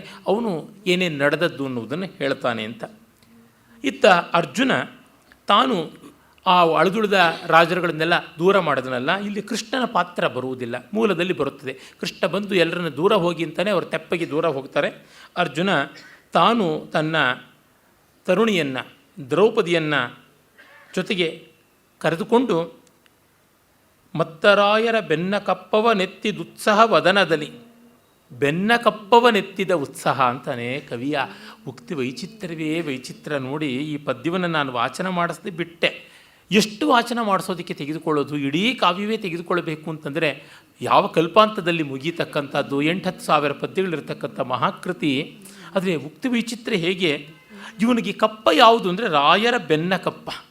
ಅಂದರೆ ಬೆನ್ನನ್ನು ತೋರಿಸಿ ಓಡಿ ಹೋದ್ರಲ್ಲ, ಅದೇ ಇವನ ಪಾಲಿಗೆ ಕಪ್ಪ ಅಂತ ಅರ್ಜುನನಿಗೆ. ಮುತ್ತಿಗೆ ತೆಗೆಸಿದನು ಜಯಲಕ್ಷ್ಮಿಯ ಕಟಾಕ್ಷದಲ್ಲಿ, ಜಯಲಕ್ಷ್ಮಿಯ ಕಣ್ಣೋಟದ ಬೆಳಕಿನಲ್ಲಿ ದೃಪದನ ಆ ಅರಮನೆಗೆ ಆದ ಮುತ್ತಿಗೆಯನ್ನು ತೆಗೆಸಿ ರಾಯರ ಬೆನ್ನ ಕಪ್ಪವನ್ನು ಎತ್ತಿದನು. ಪಂಪನಂಥವನಿಗೆ ಈ ರೀತಿಯಾದ ಉಕ್ತಿಗಳನ್ನು ಕಲ್ಪನೆ ಮಾಡೋದಕ್ಕೆ ಆಗಿಯೇ ಇಲ್ಲ ಅಂತ ಅನ್ನಬೇಕು.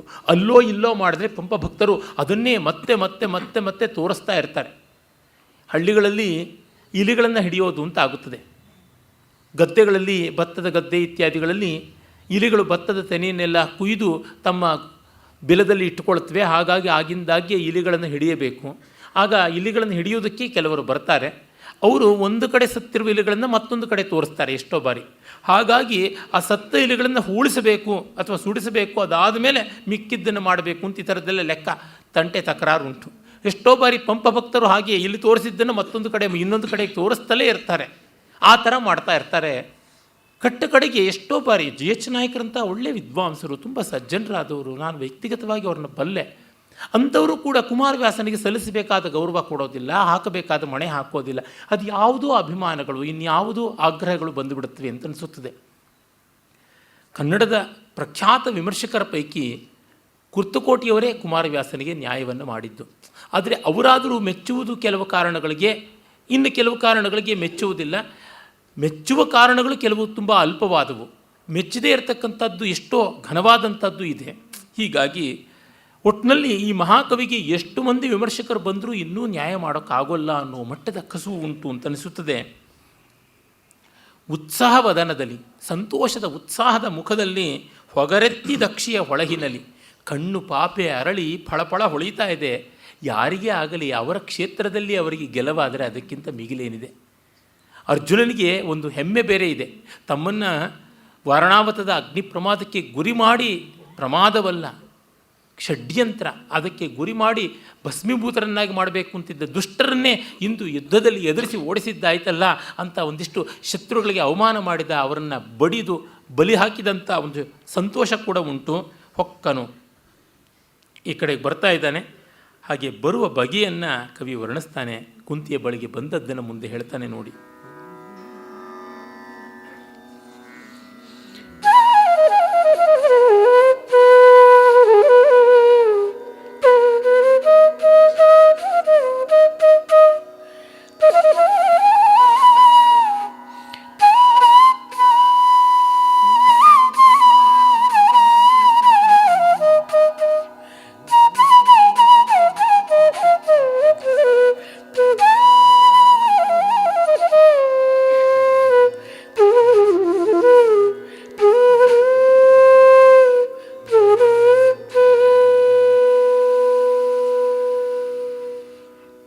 ಬಂದನೀತನು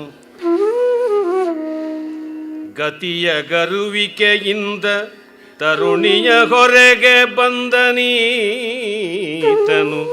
ಗತಿಯ ಗರುವಿಕೆಯಿಂದ ತರುಣಿಯ ಹೊರಗೆ ಬಂದನೀತನು ನೀತನು ಬಾನಿ ಬಾನೀನೆಂದು ಕರೆದನು ಸತಿ ಸಹಿತ ತಿರುಗಿದನು ವಹಿಲದಲ್ಲಿ ಸತಿ ಸಹಿತ ತಿರುಗಿದನು ವಹಿಲದಲ್ಲಿ ಇಂದು ಮುಖಿಯನು ಕುಂಭಕಾರನ ಮಂದಿರದ ಹೊರಗಿರಿಸಿ ಇಂದು ಮುಖಿಯನು ಕುಂಭಕಾರನ ಮಂದಿರದ ಹೊರಗಿರಿಸಿ ಫಲುಗುಣ ಬಂದು ಮೈ ಇಕ್ಕಿದನು ಕುಂತಿಯ ಚರಣ ಕಮಲದಲ್ಲಿ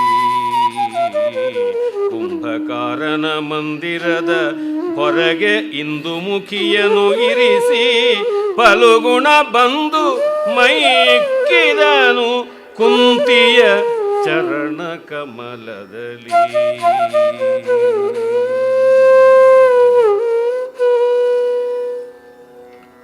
ಅರ್ಜುನ ಗರುವಿಕೆಯ ಗತಿಯಿಂದ ಬಂದ ಅಂತ. ಅರ್ಜುನ ಯಾವತ್ತೂ ಒಂದು ಶೋಮ್ಯಾನ್ಶಿಪ್ ಎಲ್ಲ ಇರ್ತಕ್ಕಂಥವನು, ಕೆರಿಯರಿಸ್ಟ್ ಅಂತ ಅವನು ಹೇಳಬಹುದು. ಕ್ಷಮ್ಯಾರ್ಥದಲ್ಲಿ ಅದನ್ನು ಹೇಳಬಹುದು, ನಿಂದ್ಯಾರ್ಥದಲ್ಲಿ ಅಲ್ಲ. ಅವನಿಗೊಂದು ಹೆಮ್ಮೆ, ನಾನು ಮಾಡಿದ್ದೀನಿ ಈ ಕೆಲಸ ಅಂತ. ಹಾಗಾಗಿ ಅವನ ನಡೆಯಲ್ಲಿಯೇ ಒಂದು ಬಿಂಕ, ಒಂದು ಹೊಗರು, ಒಂದು ಬೆಡಗು, ಒಂದು ಹೆಮ್ಮೆ ಎಲ್ಲ ಉಂಟು. ಭೀಮ ಪಾಪ ಹಾಗಲ್ಲ, ತುಂಬ ಸಾಹಜಿಕವಾದ ಆರಣ್ಯಕ ಜಾನಪದ ಪ್ರವೃತ್ತಿ. ಅರ್ಜುನ ನಯನಾಗರಿಕ. ಹಾಗಾಗಿ ಗರುವಿಕೆಯ ಗತಿಯಿಂದ ತರುಣಿಯ ಹೊರಗೆ ಬಾ ನೀನೆಂದು ಕರೆದನು. ದ್ರೌಪದಿಯನ್ನು ತುಂಬ ಅನುನಯದಿಂದ ಕರೀತಾನೆ.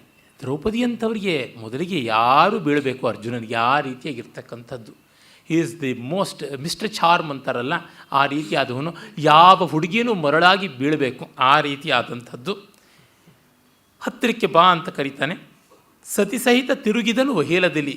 ಅವಳನ್ನು ಜೊತೆಲಿಟ್ಕೊಂಡು ಮೆರಿತಾ ಆ ಬೀದಿ ಈ ಬೀದಿ ಎಲ್ಲ ಸುತ್ತಕೊಂಡು ಬರ್ತಿದ್ದಾನೆ. ದಾರಿಯಲ್ಲಿ ಭೂಸರ ಜಾತಿಗಾಯಿತು ಅಗ್ಗಳಿಕೆ ಪಾರ್ಥಿವ ಚಾತರಿಂದು ಉಪ್ಪಟೆಯ ಧನುವಿನಿಂದ ಇವನ ವಶವಾಯಿತು ಅಂತೆಲ್ಲ ಅಲ್ಲಿ ಇಲ್ಲಿ ಕಂಡ ಬ್ರಾಹ್ಮಣರೆಲ್ಲ ನಮ್ಮವನು ಗೆದ್ದ ಅಂತ ಅವ್ರಿಗೇನೂ ಗೊತ್ತಿಲ್ಲ ಸಂದರ್ಭ, ಯಾರೋ ಬ್ರಾಹ್ಮಣ ಗೆದ್ದನಂತೆ ಅಂತ ಸಂತೋಷ. ಹಾಗೆ ಮಾಡ್ತಾ ಇದ್ದಾರೆ. ಆಗ ಇಂದುಮುಖಿಯನು ಕುಂಭಕಾರನ ಮಂದಿರದ ಹೊರಗಿರಿಸಿ, ಚಂದ್ರಮುಖಿ ಪಾಪ ಕತ್ತಲೆಯ ಆ ಒಂದು ಗುಡಿಸಲು ಅದರೊಳಗೆ ಬರಬೇಕು. ಅಮಾವಾಸ್ಯೆ ಒಳಗೆ ಪೂರ್ಣಿಮೆ ಬಂದಂತೆ ಆ ಹೊತ್ತಿಗೆ ಸಂಜೆಯಾಗಿದೆ. ಕುಂಬಾರರ ಕೇರಿಯ ಆ ಒಂದು ಸಣ್ಣ ಪರ್ಣಕುಟಿಗೆ ಕರೆದೊಯ್ದಿದ್ದಾನೆ. ಮಂದಿರದ ಹೊರಗಿರಿಸಿ ಅವನಿಗೇನು ಸಸ್ಪೆನ್ಸನ್ನು ಕ್ರಿಯೇಟ್ ಮಾಡಬೇಕು ಅಂತಿತ್ತೋ, ಏನು ಡ್ರಾಮ್ಯಾಟಿಕ್ಕಾಗಿ ಅವಳನ್ನು ಪ್ರೆಸೆಂಟ್ ಮಾಡಬೇಕು ಅಂತಿತ್ತೋ, ಒಟ್ಟಿನಲ್ಲಿ ಬಂದದ್ದೇ ಬಂತು. ಮಾಡೋಕ್ಕೆ ಹೋಗಿದ್ದ ಪ್ಲ್ಯಾನ್ ಎಲ್ಲ ಕುತ್ತಾಯಿತು. ಕೆಲವೊಮ್ಮೆ ನಾವು we tend to be too smart, ಆಗ ಎಬೇಸ್ ಆಗುತ್ತೆ, ಠಾಂಗ್ ಬಿರಾಂಗ್ ಆಗುತ್ತೆ, ಏನೇನೋ ಆಗಿಬಿಡುತ್ತದೆ. ಒಟ್ಟಿನಲ್ಲಿ ಆಗಿದ್ದಷ್ಟೇ. ಫಲಗುಣ ಬಂದು ಮೈಯಿಕ್ಕಿದನು ಕುಂತಿಯ ಚರಣ ಕಮಲದಲ್ಲಿ. ಅವಳನ್ನು ಹೊರಗಿಕ್ಕಿ ತಾನು ಒಳಗೆ ಹೋಗಿ ನಮಸ್ಕಾರ ಮಾಡ್ತಾನೆ. ತುಂಬ ಆಕರ್ಷಕವಾಗಿ ನಾಟಕೀಯವಾಗಿ ತಾಯಿಗೆ ತಾನು ಗೆದ್ದು ಬಂದ ಕನ್ಯೆಯ ಪರಿಚಯ ಮಾಡಿಕೊಡಬೇಕು ಅಂತ. ಅದಕ್ಕೇನೆಲ್ಲ ಕಾವ್ಯ ಮಾಡಿಕೊಂಡಿದ್ದ. ಅದರಿಂದಲೇ ಸಂದೇಶ ಕಳಿಸೋರು ಕಾವ್ಯ ಮಾಡಬಾರ್ದು, ಲಕ್ಷಣವಾಗಿ ಶಾಸ್ತ್ರ ಮಾಡಬೇಕು. ಏನಿದೆ ಏನಿಲ್ಲ ಅನ್ನೋದು ಸ್ಪಷ್ಟವಾಗಿ ಹೇಳಬೇಕಾಗುತ್ತದೆ. ಇಲ್ಲದೇ ಇದ್ದರೆ ಬಹಳ ಕಷ್ಟವಾಗಿಬಿಡ್ತದೆ. ಕವಿಗಳಿಗೆ ಎಲ್ಲ ಬರುತ್ತದೆ, ವ್ಯವಹಾರ ಮಾತ್ರ ಗೊತ್ತಾಗೋಲ್ಲ ಅಷ್ಟೇ. ವ್ಯವಹಾರ ವಿಮುಖರು, ಲೋಕಶೂನ್ಯರು ಆಗಿರ್ತಕ್ಕಂಥವರು. ವಿ ಸೀತಾರಾಮಯ್ಯನವರು ಪಾಪ ಆಪ್ರೇಷನ್ನಾಗಿ ಮಲಗಿದ್ರು. ಅವರ ಎಕ್ಸ್ರೇ ಇತ್ಯಾದಿಗಳನ್ನು ನೋಡೋದಕ್ಕೆ ಅಂತ ಯಾರೋ ಬಂದಾಗ, ಅಯ್ಯೋ ಅದರೊಳಗೆ ಏನು ನೋಡ್ತೀರಾ, ಅದೇನೋ ಲೆವೆಲ್ಲೇ, ಡೆಪ್ತೆ, ಕಾನ್ಫಿಗರೇಷನ್ನೇ, ಒಂದು ಪೇಂಟಿಂಗ್ಗೆ ಏನಿದೆ ನೋಡೋದಕ್ಕೆ ಅಂತಂದ್ರಂತೆ.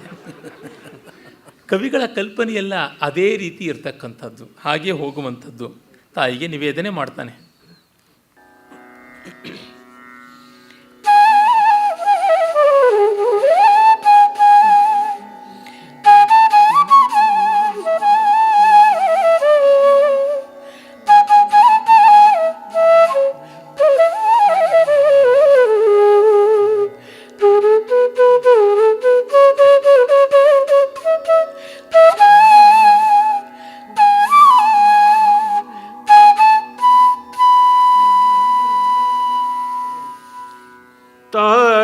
ಭಿನ್ನಹವಿಂದು ಧರಣೀರಾಯರೆಲ್ಲರ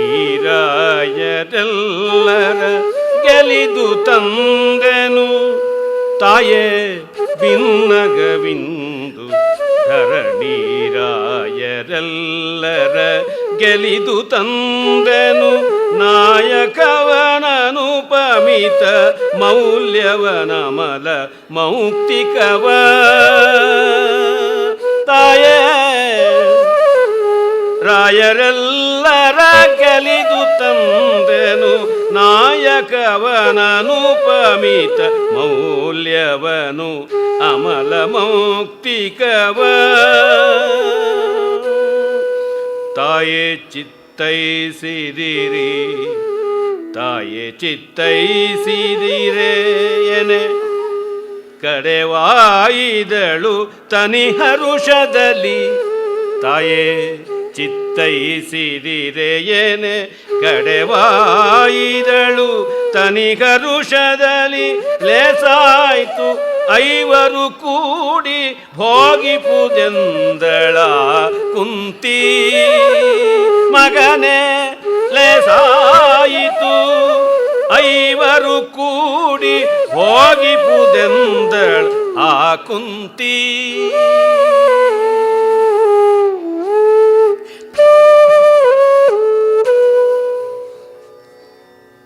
ಪಾಪ ಇವನು ಚೆನ್ನಾಗಿ ಮಿಶ್ರಚಾಪು ತಾಳದಲ್ಲಿ ಹಾಡಿದರೆ ಕುಂತಿ ಪಾಪ ಖಂಡಚಾಪು ತಾಳದಲ್ಲಿ ಇವನ ಕಲ್ಪನೆಯೆಲ್ಲ ಖಂಡ ತುಂಡ ಮಾಡಾಕ್ಬಿಡ್ತಾಳೆ. ತಾಯೇ ಭಿನ್ನಹವಿಂದು ಧರಣೀರಾಯರೆಲ್ಲರ ಗೆಲಿದು ತಂದೆನು ನಾಯಕವನು ಅನುಪಮಿತ ಮೌಲ್ಯವನು ಅಮಲ ಮೌಕ್ತಿಕವ. ಎಲ್ಲ ರಾಯರನ್ನು ಗೆದ್ದು ಅನುಪಮ ಮೌಲ್ಯದ ನಿರ್ಮಲವಾದ ಮುತ್ತನ್ನು ತಂದಿದ್ದೀನಿ ಅಂತ ಅವನು ಹೇಳ್ತಾ ಇದ್ದಾನೆ. ಕನ್ಯಾ ಮೌಕ್ತಿಕ ಅಂತ, ಕನ್ಯಾ ಮುಕ್ತಾಮಣಿ ಅವಳನ್ನು ತಂದಿದ್ದೀನಿ ಅಂತ. ಆದರೆ ಯಾರು ಅಂತ ಹೇಳಲಿಲ್ಲ. ಕೆಲವು ಕಥೆಗಳಲ್ಲೆಲ್ಲ ಹಣ್ಣು ಅಂತ ಉಂಟು. ವಸ್ತುತಃ ಮೂಲ ಮಹಾಭಾರತದಲ್ಲಿ ಭಿಕ್ಷೆ ಅಂತ ಹೇಳ್ತಾನೆ. ಭಿಕ್ಷೆ ಅಂತ ಬಳಸೋದು ರಾದರ್ ಅನ್ರೊಮ್ಯಾಂಟಿಕ್ ಅಂತ ಕುಮಾರವ್ಯಾಸ ಅರ್ಜುನನ ಯೋಗ್ಯತೆಗೆ ತಕ್ಕಂತೆ ಮೌಕ್ತಿಕವನ್ನು ಮುತ್ತಿನ ಮಣಿಯನ್ನು ಅಂತ ಮಾಡಿದ್ದಾನೆ. ಯಾವುದಾದರೆ ಏನು ಪಾಪ ಎಲ್ಲ ಹಂಚಿಕೊಂಡು ತಿನ್ನಿ ಅಂತ. ಅಲ್ಲಿವರೆಗೂ ಮಕ್ಕಳ ಒಗ್ಗಟ್ಟನ್ನು ಕಾಪಾಡಬೇಕು ಅಂತಲೇ ತಾಯಿಗಿದ್ದದ್ದು. ಈ ಒಂದು ಸಂದರ್ಭವನ್ನು ವಾಸ್ತವ ರೀತಿಯಲ್ಲಿ ನೋಡಿ ತುಂಬ ಅನನ್ಯವಾಗಿ ಭೈರಪ್ಪನವರು ಪರ್ವದಲ್ಲಿ ಚಿತ್ರಿಸಿದ್ದಾರೆ. ಒಂದು ಕಡೆಗೆ PS ರಾಮಾನುಜಂ ಅವರು ಒಂದು ಒಳ್ಳೆಯ ಕಥೆಯನ್ನು ಬರೆದಿದ್ದಾರೆ. ಅಲ್ಲಿ ಅವರು ಹೇಳುತ್ತಾರೆ ಕುಂತಿಯ ಬಾಯಿನಲ್ಲಿ, ನನ್ನ ಮಕ್ಕಳ ಐಕಮತ್ಯಕ್ಕೆ ನೀನೇ ಕಾರಣವಾಗಬೇಕು, ಅದಕ್ಕಾಗಿ ಮಾಡಿಕು ಅಂತ. ಹೆಚ್ಚು ಕಡಿಮೆ ಇದೇ ರೀತಿ ಪರ್ವದಲ್ಲಿ ಕೂಡ ಬರುವಂಥದ್ದಾಗಿದೆ. ಆದರೆ ಅಲ್ಲಿ ಮತ್ತೊಂದು ಬಗೆಯ ಪ್ರಲೋಭನೆಯನ್ನು ಒಡ್ಡುವುದಾಗುತ್ತದೆ ಅಂತ. ನೀನು ಬೇಡಮ್ಮ, ನಮ್ಮ ಮಕ್ಕಳಿಗೆ, ನನ್ನ ಮಕ್ಕಳೆಲ್ಲ ಇದುವರೆಗೂ ಒಗ್ಗಟ್ಟಾಗಿದ್ದವರು ನೀನು ಬಂದೊಡನೆ ಒಬ್ಬರು ಇನ್ನೊಬ್ಬರ ಮುಖ ನೋಡದಂತೆ ತಗಾದೆ ಮಾಡ್ತಾ ಇದ್ದಾರೆ ಅಂತ ಹೇಳ್ಬಿಟ್ಟು ಅನ್ನುವುದು ಆಗುತ್ತದೆ. ಮತ್ತು 5 ಮಕ್ಕಳನ್ನು ಆಚೆಗೆ ದಬ್ಬಿ ಇವಳನ್ನೊಬ್ಬಳನ್ನು ತನ್ನ ಕೊಠಡಿಯಲ್ಲಿ ತನ್ನ ಜೊತೆಯಲ್ಲಿ ಮಲಗಿಸ್ಕೋತಾಳೆ ಕುಂತಿ. ಆಗ ಅವಳಿಗೆ ಹೇಳ್ತಾಳೆ, ನೋಡು ನೀನು ನನ್ನ ಮಕ್ಕಳ 5ರನ್ನೂ ಮದುವೆ ಆಗು, ನಿನಗೆ ದಾಂಪತ್ಯ ಸುಖ ಸಿಕ್ಕಾಪಟ್ಟೆ ಚೆನ್ನಾಗಿರುತ್ತದೆ ಅಂತ ಹೀಗೆಲ್ಲ ಹೇಳಿದಳು ಅಂತ. ಕುಂತಿಗೆ ಅದು ಇರಲಿಲ್ಲ ಅನ್ನುವ ರೀತಿಯಲ್ಲೆಲ್ಲ ಭೈರಪ್ಪನವರು ಕಲ್ಪನೆ ಮಾಡಿದ್ದಾರೆ. ಆ ಸಂದರ್ಭಕ್ಕೆ ಅದು ಚೆನ್ನಾಗಿದೆ. ನಮಗಾದರೆ ಹೇಳುವುದು ಬಹಳ ಕಷ್ಟ ಆಯಿತು ಯಾವ ರೀತಿ ಅಂತ. ಕೆಲವರು ಸಮಾಜಶಾಸ್ತ್ರಜ್ಞರು ಇದರ ಬಗೆಗೆ ಹೇಳ್ತಾರೆ. ಪಾಂಡವರು ಯಾವ ಒಂದು ಪಾಂಡುಕೇಶ್ವರ, ಈ ಹೊತ್ತಿನ ಬದರಿ, ಕೇದಾರ, ಆ ಚಾರಧಾಮ ಅಂತ ಯಾವುದುಂಟು, ಗಂಗೋತ್ತರಿ ಯಮುನೋತ್ತರಿ ಮೊದಲಾದ ಈ ಪ್ರಸಂಗ ನಡೆದ ಜಾಗಗಳು, ಅಲ್ಲಿ ಈ ಹೊತ್ತಿನ ಗಢವಾಲ್ ಮೊದಲಾದ ಪ್ರಾಂತದಲ್ಲಿ ಇನ್ನೂ ಬಹುಪತಿತ್ವ ಉಂಟು ಅಂತ. ಈಚೀಚೆಗಷ್ಟೇ ನಾನು ಕೆಲವು ಪತ್ರಿಕೆಗಳಲ್ಲಿ ನೋಡಿದ್ದೆ. ಒಬ್ಬಳು 5 ಅಣ್ಣ ತಮ್ಮಂದ್ರನ್ನ ಆ ಪ್ರದೇಶದೊಳಗೆ ಮದುವೆ ಆಗಿರ್ತಕ್ಕಂಥದ್ದು. ಹಿರಿಯನು ತನಗಿಂತ ಒಂದು 7-8 ವರ್ಷ ದೊಡ್ಡವನಾದರೆ ಕಿರಿಯನು 7-8 ವರ್ಷಕ್ಕೆ ಚಿಕ್ಕವನು. ಆ ಅಂತರದಲ್ಲಿ ಮಧ್ಯದಲ್ಲಿರ್ತಕ್ಕಂಥವ್ರು ಮದುವೆಯಾಗಿ ನೆಮ್ಮದಿಯಾಗಿದ್ದಾರೆ ಅಂತ. ಹೀಗೆ ಆ ಸಂಪ್ರದಾಯವನ್ನು ಪಾಂಡವರು ಪಾಲಿಸಿದರು. ಅವರು ಬೆಳೆದು ಬಂದದ್ದು ಅದಾಗಿತ್ತು. ಹಾಗಾಗಿ ಚಿಕ್ಕ ವಯಸ್ಸಿನ ಅವರ ಆ ಮನಸ್ಸಿನ ಮೇಲೆ ಮುದ್ರೆ ಆದದ್ದು ಅಲ್ಲಿಯ ಸಂಪ್ರದಾಯ. ಅದು ಅವರು ಮೈಗೂಡಿಸಿಕೊಂಡು ಬಂದು ಇಲ್ಲಿ ಹಾಗೆ ಬೆಳೆದರು ಅಂತ ಇರಬಹುದು, ಯಾವುದೇ ಇರಬಹುದು. ಆದರೆ ಕುಮಾರವ್ಯಾಸಾದಿಗಳಿಗೆ ಬಂದಾಗ ಈ ಅಲೌಕಿಕ ಎಲ್ಲ ಉಂಟು. ಪೂರ್ವಶಾಪ, ದೇವತಾನುಗ್ರಹ ಇತ್ಯಾದಿಗಳನ್ನೆಲ್ಲ ತೆಗೆದುಕೊಳ್ತಾರೆ. ಇದನ್ನೆಲ್ಲವನ್ನು ಉತ್ತರೋತ್ತರವಾಗಿ ಆಮೇಲೆ ಸೇರಿಸಿದ್ದು ಅಂತ ಕೂಡ ವಿಮರ್ಶಕರು ಹೇಳ್ತಾರೆ. ಈ ಬಗೆಯ ದ್ರೌಪದಿಯ ಬಹುಪತಿತ್ವದ ಸಮರ್ಥನೆಗಾಗಿ ಯಥೇಷ್ಟ ಕಥೆಗಳು ಬಂದಿವೆ ಅಂತ. ಪರಿಷ್ಕೃತ ಆವೃತ್ತಿಯಲ್ಲಿ ಇವುಗಳೆಲ್ಲ ಪ್ರಶ್ನಾರ್ಥಕ ಅಂತ ಹೇಳುವಂಥದ್ದು ಉಂಟು. ಅದು ಮತ್ತೆ ಮತ್ತೆ ಬೆಳೀತಲೇ ಬಂದಿದೆ. ಈ ರೀತಿಯಾಗಿ ಮತ್ತೆ ಕಥೆಗಳ ಮೇಲೆ ಕಥೆಗಳು ಸೇರಿಸೋದು. ಮೂಲ ಮಹಾಭಾರತದಲ್ಲಿ ಬರುವುದು 1-2. ಅದು ಪಂಚೇಂದ್ರರು ಶಾಪಗ್ರಸ್ತರಾಗಿದ್ದರು. ಆಗ ಅವರೆಲ್ಲರ ಲಕ್ಷ್ಮೀ ಸ್ವರೂಪಿಣಿಯಾಗಿ ದ್ರೌಪದಿಯೊಬ್ಬಳು ಬಂದಳು ಅಂತ. ಮತ್ತೊಂದು ಪತಿಂದೇಹಿ ಪತಿಂದೇಹಿ ಅಂತ ಶಿವನನ್ನು ಪ್ರಾರ್ಥನೆ ಮಾಡಿದ್ದು ಆ ಪ್ರಾರ್ಥನೆಯ ಫಲವಾಗಿ ಅಂತ. ನಾರಾಯಣಿ ಅಂತ ಮತ್ತೊಂದು ಕಥೆ ಕುಮಾರವ್ಯಾಸನೇ ಕೊಡ್ತಾನೆ. ಹೀಗೆ ಬಗೆ ಬಗೆಯಲ್ಲಿ ಬೆಳೆದಿದೆ. ಇದಕ್ಕೆ ಮಧ್ವಾಚಾರ್ಯರ ಮಹಾಭಾರತ ತಾತ್ಪರ್ಯ ನಿರ್ಣಯದಲ್ಲಿ ಕೂಡ ಕಥೆಗಳು ಬಂದಿವೆ. ಒಟ್ಟಿನಲ್ಲಿ ಜನಸಮುದಾಯಕ್ಕೆ ಮಹಾಭಾರತದ ಪಾತ್ರಗಳ ಬಗೆಗೆ ಅಂಗೀಕೃತಿ ಬರಬೇಕು ಅನ್ನುವುದು ಇವರೆಲ್ಲರ ಉದ್ದೇಶ ಇತ್ತು ಅಂತ ಗೊತ್ತಾಗುತ್ತೆ. ಯಾಕೆಂದರೆ ಸಾಮಾನ್ಯ ಜನರಿಗೆ ತಾವು ದೊಡ್ಡವರು ಅಂತ ಭಾವಿಸ್ತಕ್ಕಂಥವರ ಚಾರಿತ್ರ್ಯ ಶುದ್ಧಿ ಇರಬೇಕು, ಇಲ್ಲದೇ ಇದ್ದರೆ ಅವರು ದೊಡ್ಡವರೇ ಅಲ್ಲ ಅಂತ. ಆದರೆ ಅದು ತಪ್ಪಲ್ಲ. ಹಾಗಂತಂದುಕೊಂಡಾಗ ಕೆಲವೊಮ್ಮೆ ಇಲ್ಲ ಅಂತಂದರೆ ನಾವು ಅವರನ್ನು ಸಾರಾಸಗಟಾಗಿ ನಿರಾಕರಿಸಿದರೆ ನಷ್ಟ ನಮಗೆ.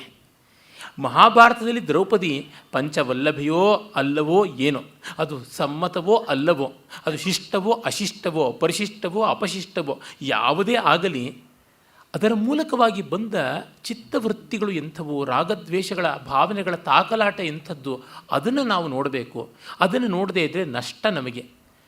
ನಾವು ಏನು ಮಾಡಿಬಿಡ್ತೀವಿ, ಅದರೊಳಗೂ ಸಾಮಾನ್ಯವಾಗಿ ಇವೆಲ್ಲ ಹೆಚ್ಚು ಯಾರನ್ನ ಕಾಡುತ್ತದೆ ಅಂದರೆ ಈ ಮಧ್ಯಮ ವರ್ಗಕ್ಕೆ ಮಾತ್ರ ಕಾಡ್ತಕ್ಕಂಥದ್ದು.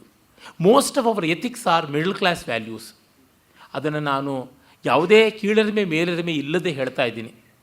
ಒಂದು ಸಂದರ್ಭದಲ್ಲಿ ಹಿಂದೂ ಪತ್ರಿಕೆಯಲ್ಲಿ ಸುಮಾರು ಒಂದು 15-20 ವರ್ಷಗಳ ಕೆಳಗೆ ನಾನು ಸಂದರ್ಶನ ಮಾಡಿದಾಗ ಅವರು ಕೇಳಿದ್ರು, can you describe your background ಅಂತ. ನಿನ್ನ ಹಿನ್ನೆಲೆ ಏನು ಅಂದರೆ ನಾನು ಹೇಳಿದೆ, I am product of middle class mediocre brahminism ಅಂತ ಹೇಳಿದ್ದೆ.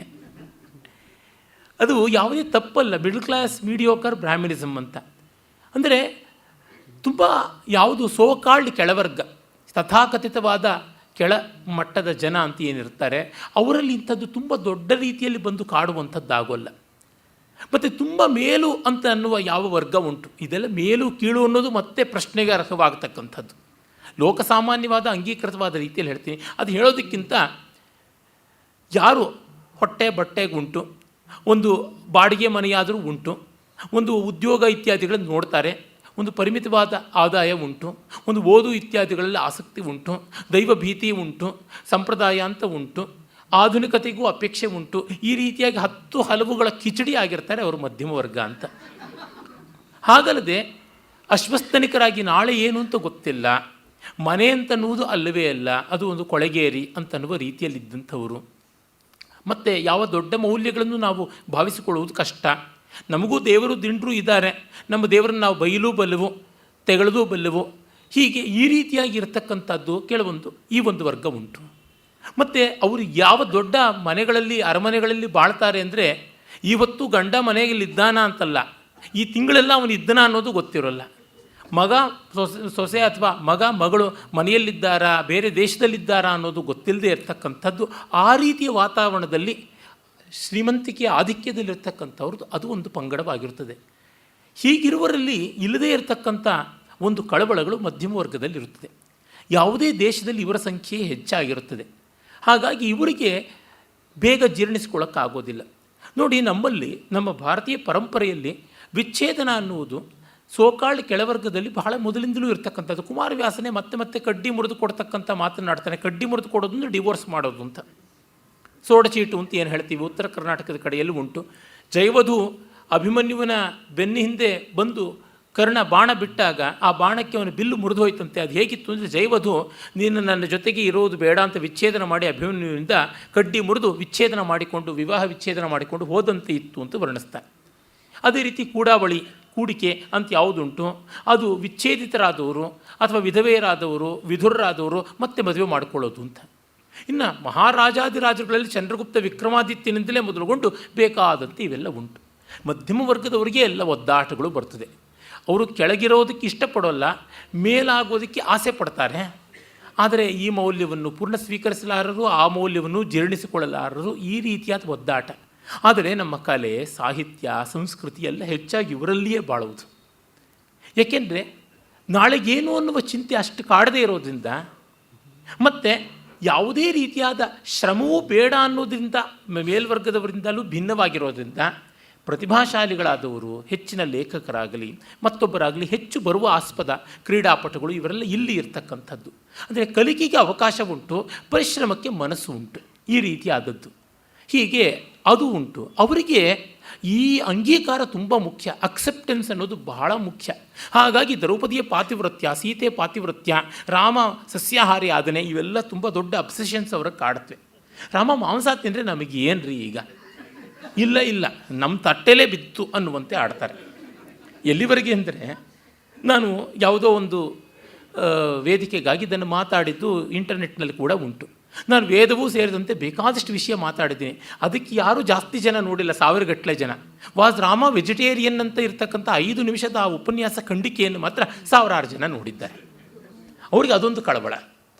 ಹೀಗಾಗಿ ಪಾಪ ಮಧ್ವಾಚಾರ್ಯರಾಗಲಿ, ಮಹಾಭಾರತದ ಪ್ರಕ್ಷೇಪಕಾರರಾಗಲಿ, ಮತ್ತೊಬ್ಬರಾಗಲಿ ದ್ರೌಪದಿ ಪಾತಿವ್ರತ್ಯವನ್ನು ನಮಗಾಗಿ ಕಾಪಾಡೋಕ್ಕೆ ಎಷ್ಟೆಲ್ಲ ಒದ್ದಾಡಬೇಕು.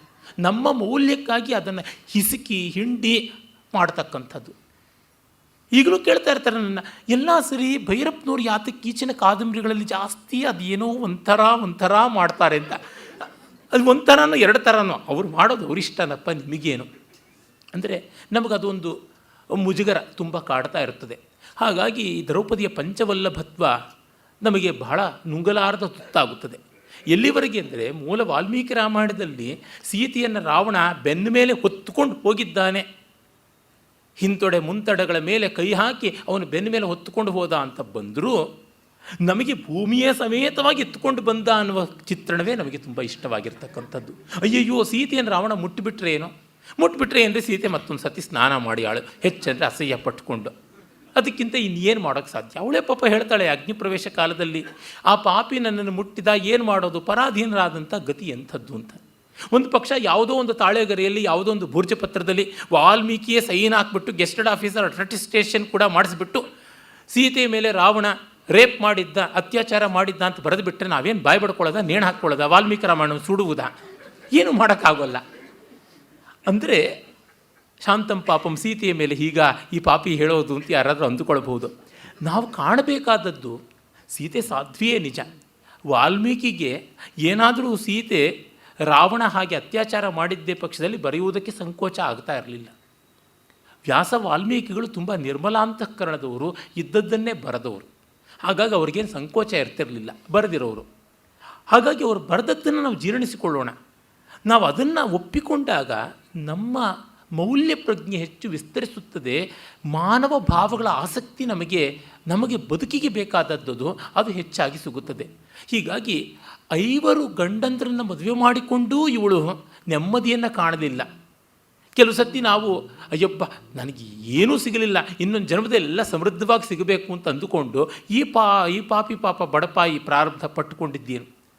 ರಾಮಾವತಾರದಲ್ಲಿ ಶ್ರೀರಾಮ ಸೀತಾ ವಿಯೋಗದಿಂದ ಏನು ಕಳ್ಕೊಂಡ, ಅವನಿಗೆ ವಿಯೋಗ ಬಂದರು. ಕೃಷ್ಣಾವತಾರದಲ್ಲಿ ಅತಿಯೋಗ ಬಂದದ್ದು. ಏನು 2 ಕೈನಲ್ಲಿ ಉಂಡಿದ್ದು ಸುಖ ಪಾಪ ಕೃಷ್ಣ. ಭೈರಪ್ಪನವರು ಪರ್ವದಲ್ಲಿ ಬರ್ತಾರೆ, ಈ ಹೆಂಡತೀರು ಹರಾಜಾಗ್ತಾ ಇದ್ದರಿಂದ ಅವನು ಊರಲ್ಲೇ ಇರ್ತಾ ಇರಲಿಲ್ಲ, ಅಲ್ಲಿ ಇಲ್ಲಿ ಸುತ್ತಾಡ್ಕೊಂಡಿರ್ತಾ ಇದ್ದ ಅಂತ. ಅಂದರೆ ದ್ರೌಪದಿಗೆ 5 ಗಂಡಂದ್ರಿಂದ ದಕ್ಕಿದ್ದೇನು, ಇದು ನಮಗೆ ತುಂಬ ಮುಖ್ಯವಾಗಿ ಬೇಕಾದದ್ದು. ಅಂದರೆ ಆ ಹೆಣ್ಣಿಗೆ ತನ್ನದಾದ ಒಂದು ಕಲ್ಪನೆ ಇಲ್ವಾ? ಹುಟ್ಟಿದಾಗಲಿಂದ ನೀನು ಅರ್ಜುನ, ಅರ್ಜುನ ನೀನು, ಅರ್ಜುನ ನೀನು, ನೀನು ಅರ್ಜುನ ಅಂತ ಜೋಡಿ ಜೋಡಿ ಜೋಡಿ ಅಂತ ಹೇಳಿ ಗಟ್ಟಾಬಾರ ಚೌಕಾಬಾರದಲ್ಲೆಲ್ಲ ಜೋಡಿ ಕಟ್ಟದಂಗೆ ಕಟ್ಟಿಸಿ ದುತ್ತಂತ ಹೇಳಿಬಿಟ್ಟು ಪಾಪ ಒಬ್ಬ ಮುದುಕಿ 5 ಮದುವೆ ಆಗಿಬಿಡು ಅಂತಂದರೆ ಏನಾಗಿದ್ದಿರಬಹುದು? ಇದನ್ನು ನಾವು ಒಪ್ಪಿಕೊಂಡು ಯೋಚನೆ ಮಾಡಿದಾಗ ನಮ್ಮ ಅಂತರಂಗದಲ್ಲಿ ಎಷ್ಟೋ ಬಾರಿ ನಮಗೆ 10 ಜನ ಸ್ನೇಹಿತರಿರ್ತಾರೆ, ಆದರೆ ಯಾರೋ ಒಬ್ಬರು ಮುಖ್ಯವಾಗಿರ್ತಾರೆ. ಎಲ್ಲರೆದುರಿಗೂ ಅವರನ್ನು ಮುಖ್ಯವಾಗಿ ನೋಡೋಕ್ಕಾಗ್ತಾ ಇರೋದಿಲ್ಲ. ಈ ಮುಜುಗರಗಳಿಂದ ಎಷ್ಟು ಬರುತ್ತದೆ? ಇವು ಜೀವತಾರಕವಾದವು, ರಸಪೋಷಕವಾದವು. ಅದನ್ನು ಪ್ರಾಚೀನ ಕವಿಗಳು ಸೂಚ್ಯವಾಗಿ ತೋರ್ಪಡಿಸ್ತಾರೆ. ಅವುಗಳನ್ನು ನಾವು ವಾಚ್ಯ ಮಾಡಿಕೊಳ್ಳಬಾರ್ದು. ನಮ್ಮ ಅಂತರಂಗಕ್ಕೆ ಅವುಗಳ ಸೂಕ್ಷ್ಮವನ್ನು ಒದಗಿಸಿಕೊಳ್ಳಬೇಕು. ಅಂಥ ಪ್ರಯತ್ನವನ್ನು ಕುಮಾರವ್ಯಾಸಾದಿಗಳಿಂದ ನಾವು ಕಾಣಬೇಕು. ಹಾಗೆ ಮಾಡುವಲ್ಲಿ ಈ ಕವಿಗಳು ಕೂಡ ನಮ್ಮಂತೆ ಮಿಡಲ್ ಕ್ಲಾಸ್ ವ್ಯಾಲ್ಯೂಸ್ಗೆ ಬದ್ಧರಾದವರು, ವ್ಯಾಸರಲ್ಲ. ಅರೆ ಕುಮಾರವ್ಯಾಸಾದಿಗಳಿಗೆ ಅವೆಲ್ಲ ಉಂಟು, ಪಾಪ ಆ ಮುಜುಗರ ಉಂಟು.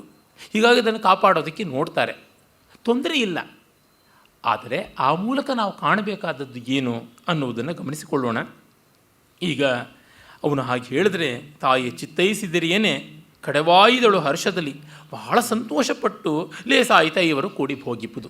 ಅರ್ಜುನ ತುಂಬ ಶಿಷ್ಟವಾದ ರಮಣೀಯ ಸಂಸ್ಕೃತ ಸಮಾಸದಲ್ಲಿ ಹೇಳಿದ್ರೆ, ಇವಳು ಅದೇ ಸಂಸ್ಕೃತದಲ್ಲಿಯೇ ಭೋಗಿಪ್ಪುದು, ಮಜವಾಗಿ ಅನುಭವಿಸಿಪ್ಪ ಎಲ್ಲ ಅಂತ ಅಂದ್ಬಿಟ್ಲು. ಈಗ ಬಂತು ಅರ್ಜುನಿಗೆ ಪೀಕಲಾಟ. ಆದರೆ ಏನೇ ಹಸಾದ ಅಂತಂದುಕೊಂಡು ಅವನು ತೆಪ್ಪರಿಸಿಕೊಳ್ತಾ ಸಂದರ್ಭ ನೋಡಿ.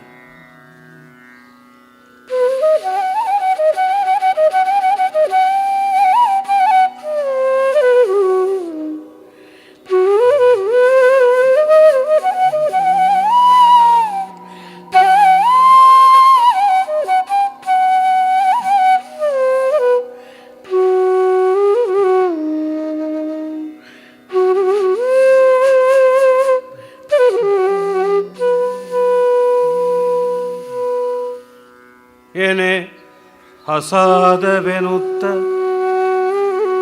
ತಾಯೇ ಹಸಾದವೆನುತ್ತ ಕಮಲಾನನೆಯ ಹೊಡಗೊಂಡಿಸಿದ ನವ್ವೆಗೆ ಕಮಲಾನನೆಯ ಹೊಡಗೊಂಡಿಸಿದ ನವ್ವೆಗೆ ತನುಜ ನೀ ತಂದಮಲ ಮೌಕ್ತಿಕ ವಿದಯ ತನುಜ ನೀ ತಂದಮಲ ಮೌಕ್ತಿಕ ವಿದಯೋ ಶಿವ ಶಿವ ಶಿವ ಶಿವ ಎನ್ನುತ್ತ ತನಗೆ ನುಡಿ ತೊದಲಿಸಿತಲ ತನಗೆ ನುಡಿ ತೊದಲಿಸಿತಲ ನೀವಿನಿಬರುಪಭೋಗಿಸುವುದೆಂದನು ನೀವಿನಿಬರುಪಭೋಗಿಸುವುದೆಂದೆನು ತನಗೆ ನುಡಿ ತೊದಲಿಸಿತಲ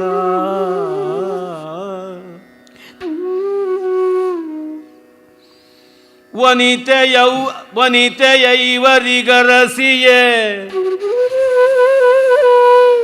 ಈ ವನಿತೆ ಐವರಿಗರಸಿಯೇ ಲೇಸು ವನಿತೆ ಐವರಿಗರಸಿಯೇ ಲೇಸೆಂದಳ ಕುಂತಿ.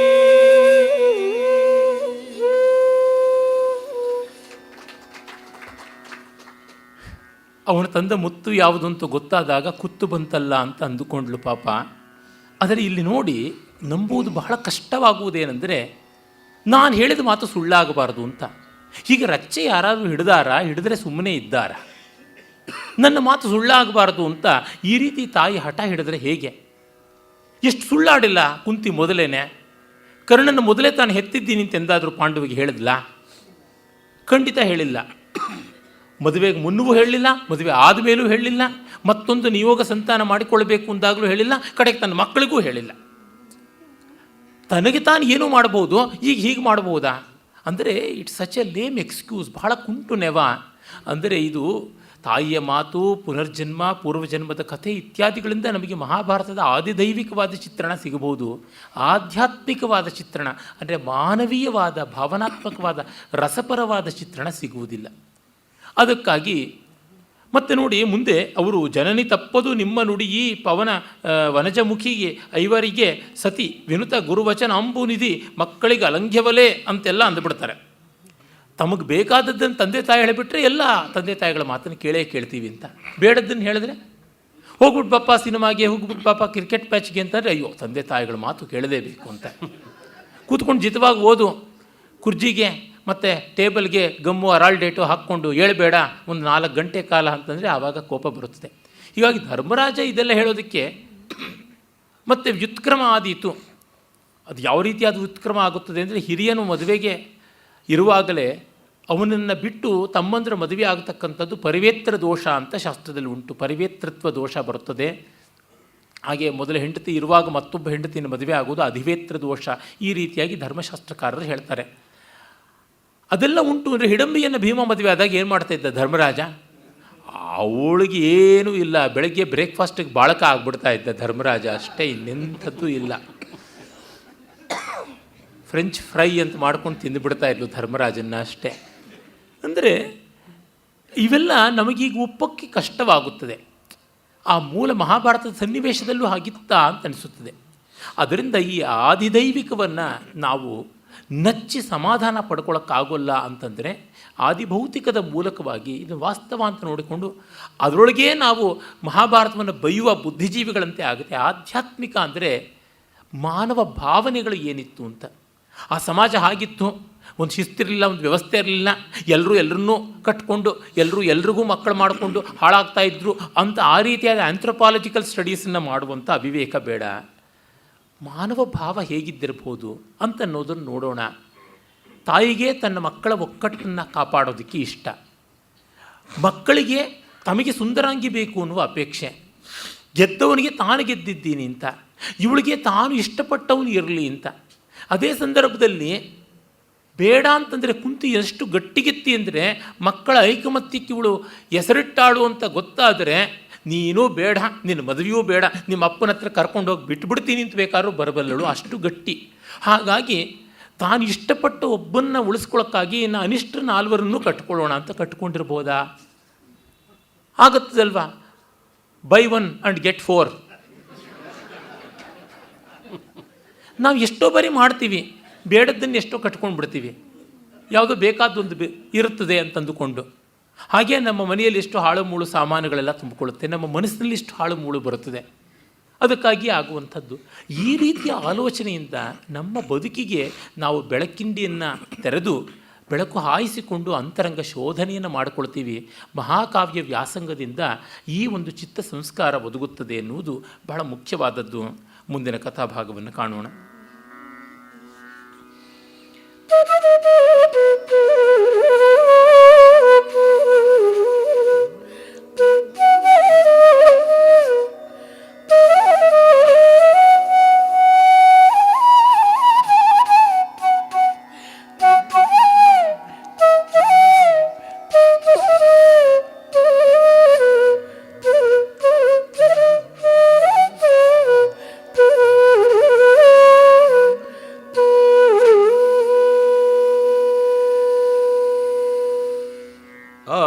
ಅನುಮತ ತಮ್ಮೊಳಗೆ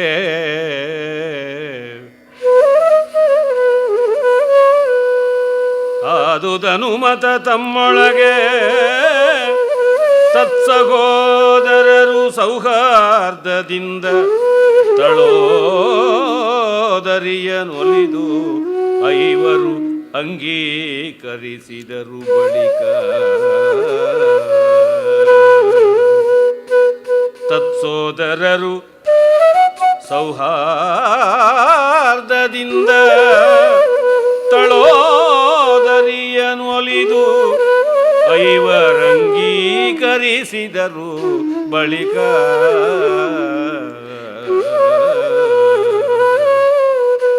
ಆಧರಣೆಯಲ್ಲಿ ಕುಂತಿ ಸೊಸೆಗೆ ವ್ರಕೋದರನ ಭಿಕ್ಷಾನ್ನ ಭಾಗದ ಭೇದವನು ತಿಳುಗಿದಳು.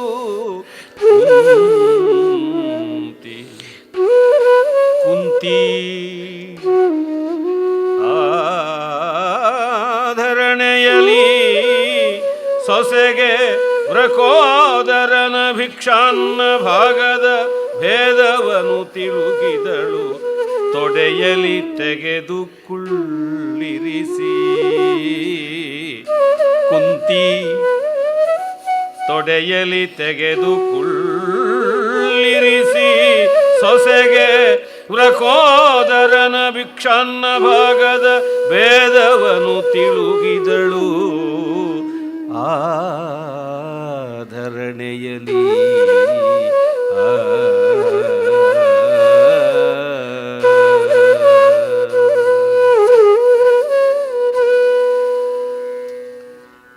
ಪಾಪ ಶಾಂತ ಮನೋಹರವಾದ ಶಂಕರಾಭರಣದಲ್ಲಿ ಕುಂತಿ ಸೆಟ್ಲ್ ಮಾಡಿಬಿಡ್ತಾಳೆ ಎಲ್ಲವನ್ನ. ನೋಡಿ, ಇನ್ನೆಲ್ಲ ಸರಿ, ಈಗ ಹೀಗಾಯಿತು, ನೀವುಗಳೆಲ್ಲ ಭಿಕ್ಷಾನ್ನವನ್ನು ತನ್ನಿ ಅಂತ. ಕುಂತಿ ಈಸ್ ಎ ಟಫ್ ಮಾಸ್ಟರ್. ಆ ಹೆಣ್ಣು ಬಂದ ಹೊತ್ತಿನಲ್ಲಿ ಕೂಡ ಇವರನ್ನ ಭಿಕ್ಷಾಟನೆಗೆ ಅಟ್ಟಿದ್ದಾಳೆ ನೋಡಿ. ಇಲ್ಲದೇ ಊಟವೇ ಇಲ್ಲ ಪಾಪ, ಬಂದ ಹೆಣ್ಣಿಗೂ ಉಪವಾಸ.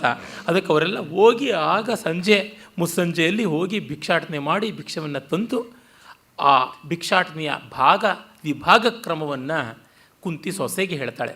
ಮೊದಲಿಗೆ ಅವಳು ಸೌಟ್ ಹಿಡಿಸ್ತಾಳೆ, ಹೇಗೆ ಮಾಡಬೇಕು, ಭೀಮನಿಗೆ ಅರ್ಧ ಭಾಗ, ಇನ್ನು ಉಳಿದದ್ದು ತಮ್ಮವರಿಗೆ ಅಂತ. ಈ ಮಟ್ಟಕ್ಕೆ ಮಕ್ಕಳ ಬಗ್ಗೆ ಅವಳಿಗೆ ಬಹಳ ಆಸ್ಥೆ, ಅಭಿಮಾನ. ತಾಯಿಯ ತನ ಅಂದರೆ ಕುಂತಿಯದು ಹಾಗೆ ಉಂಟು. ಅವಳನ್ನು ಪ್ರೀತಿಯಿಂದ ಕಾಣ್ತಾಳೆ, ಅದು ತುಂಬ ದೊಡ್ಡದಾದದ್ದು. ಕುಂತಿ ಸೊಸೆಗೆ ಎಂದೂ ಯಾವ ರೀತಿಯಲ್ಲೂ ನೋವು ಮಾಡದಂತೆ ನೋಡಿಕೊಂಡ್ಳು. ಒಂದಿಷ್ಟೇ, ನನ್ನ ಮಕ್ಕಳ ಒಕ್ಕಟ್ಟನ್ನು ಕಾಪಾಡು, ನಾನು ನಿನಗೇನು ಬೇಕಾದರೂ ಮಾಡ್ತೀನಿ ಅಂತ. ನಾನು ಹೇಳ್ದಂಗೆ ಕೇಳೋದು, ನಿನಗೆಲ್ಲ ಸ್ವಾತಂತ್ರ್ಯ ಉಂಟು. ಎಲ್ಲರದು ಇದೇ ದಾರಿ ತಾನೆ. ಆದರೆ ಆ ವ್ಯವಹಾರದಲ್ಲಿ ನ್ಯಾಯ, ಆ ವ್ಯವಹಾರದಲ್ಲಿ ಪ್ರಾಮಾಣಿಕತೆ, ಆ ವ್ಯವಹಾರದಲ್ಲಿ ತುಂಬುತನ ಅದು ಕುಂತಿಗೆ ಇತ್ತು. ಹಾಗಾಗಿ ವೃಕೋದರ ಅನ್ನುವ ಶಬ್ದವನ್ನು ತುಂಬ ಚೆನ್ನಾಗಿ ಬಳಸಿದ್ದಾನೆ. ಅಂದರೆ ತೋಳನ ಹಸಿವು ಭೀಮಸೇನನಿಗೆ, ಹಾಗಾಗಿ ಮೊದಲು ಅವನನ್ನು ನೋಡಿಕೊಂಬ ಚೆನ್ನಾಗಿ, ನಮ್ಮ ಬಲ ಅವನೇ, ಅವನು ನೆಟ್ಟಗಿದ್ದರೆ ನಾವೆಲ್ಲ ಗಟ್ಟಿಯಾಗಿರ್ತೀವಿ ಅಂತ ಹೇಳಿ ತುಳಿಸಿದಳು. ಪ್ರೀತಿಯಿಂದ ತೊಡೆಗೇರಿಸಿಕೊಂಡಳು ಅಂತ ಕವಿ ಬರೀತಾನೆ. ಅದಾದ ಮೇಲೆ ಕತ್ತಲಾಗುತ್ತದೆ, ಸೂರ್ಯಾಸ್ತವಾಗುತ್ತದೆ. ಇಳಿದ ನಸ್ತಾಚಲಕ್ಕೆ ರವಿ ನೃಪತಲಕರ ಇವರು ವಿಹಿತ ಕೃತ್ಯಾವಳಿಗಳನ್ನು ವಿಸ್ತರಿಸಿ ಕುಂತಿಯ ಚರಣಕ್ಕೆ ಅಭಿನಮಿಸಿ ಜಲರುಹಾಕ್ಷನ ನಾಮ ಸಂಕೀರ್ತನ ಲಲಿತ ಪರಮಾನಂದ ರಸದಲ್ಲಿ ಮುಳುಗಿ ಮೂಡುತ್ತಿದ್ದರಂದು ಕುಲಾಲ ಭವನದಲ್ಲಿ ಅಂತ ಹೇಳಿದಾಗ ಕತ್ತಲಾಗುತ್ತದೆ. ಆ ಕತ್ತಲಿನ ವರ್ಣನೆಯನ್ನು ಕವಿ ಮಾಡ್ತಾನೆ. ನೋಡಿ ಎಷ್ಟು ಒಳ್ಳೆಯ ಒಂದು ಬ್ಯೂಟಿಫುಲ್ ರಿಲೀಫ್ ಅಂತ ಗೊತ್ತಾಗುತ್ತದೆ. ಸೌಂದರ್ಯ ವಿಚ್ಛಿತ್ತಿ ಅಂಥದ್ದು ಅಂತ.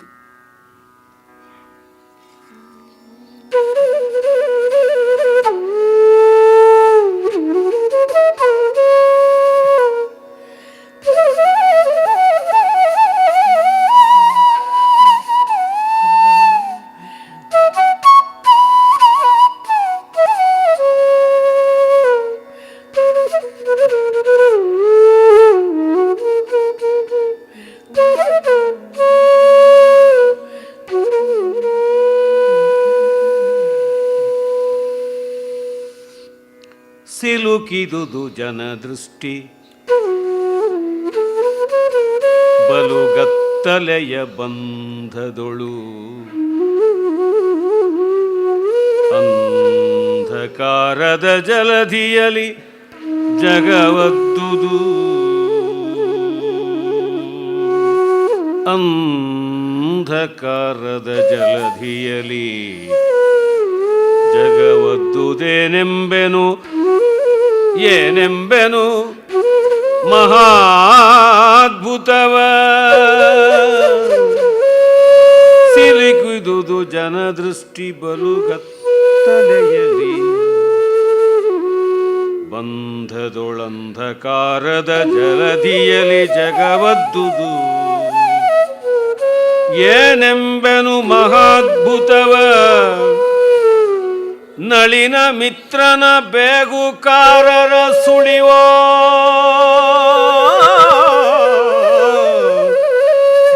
ನಳಿನ ಮಿತ್ರನ ಬೇಗುಕಾರರ ಸುಳಿವೋ ತಿಮಿರದ ಪಾಳಯದೊಳೆಯನೆ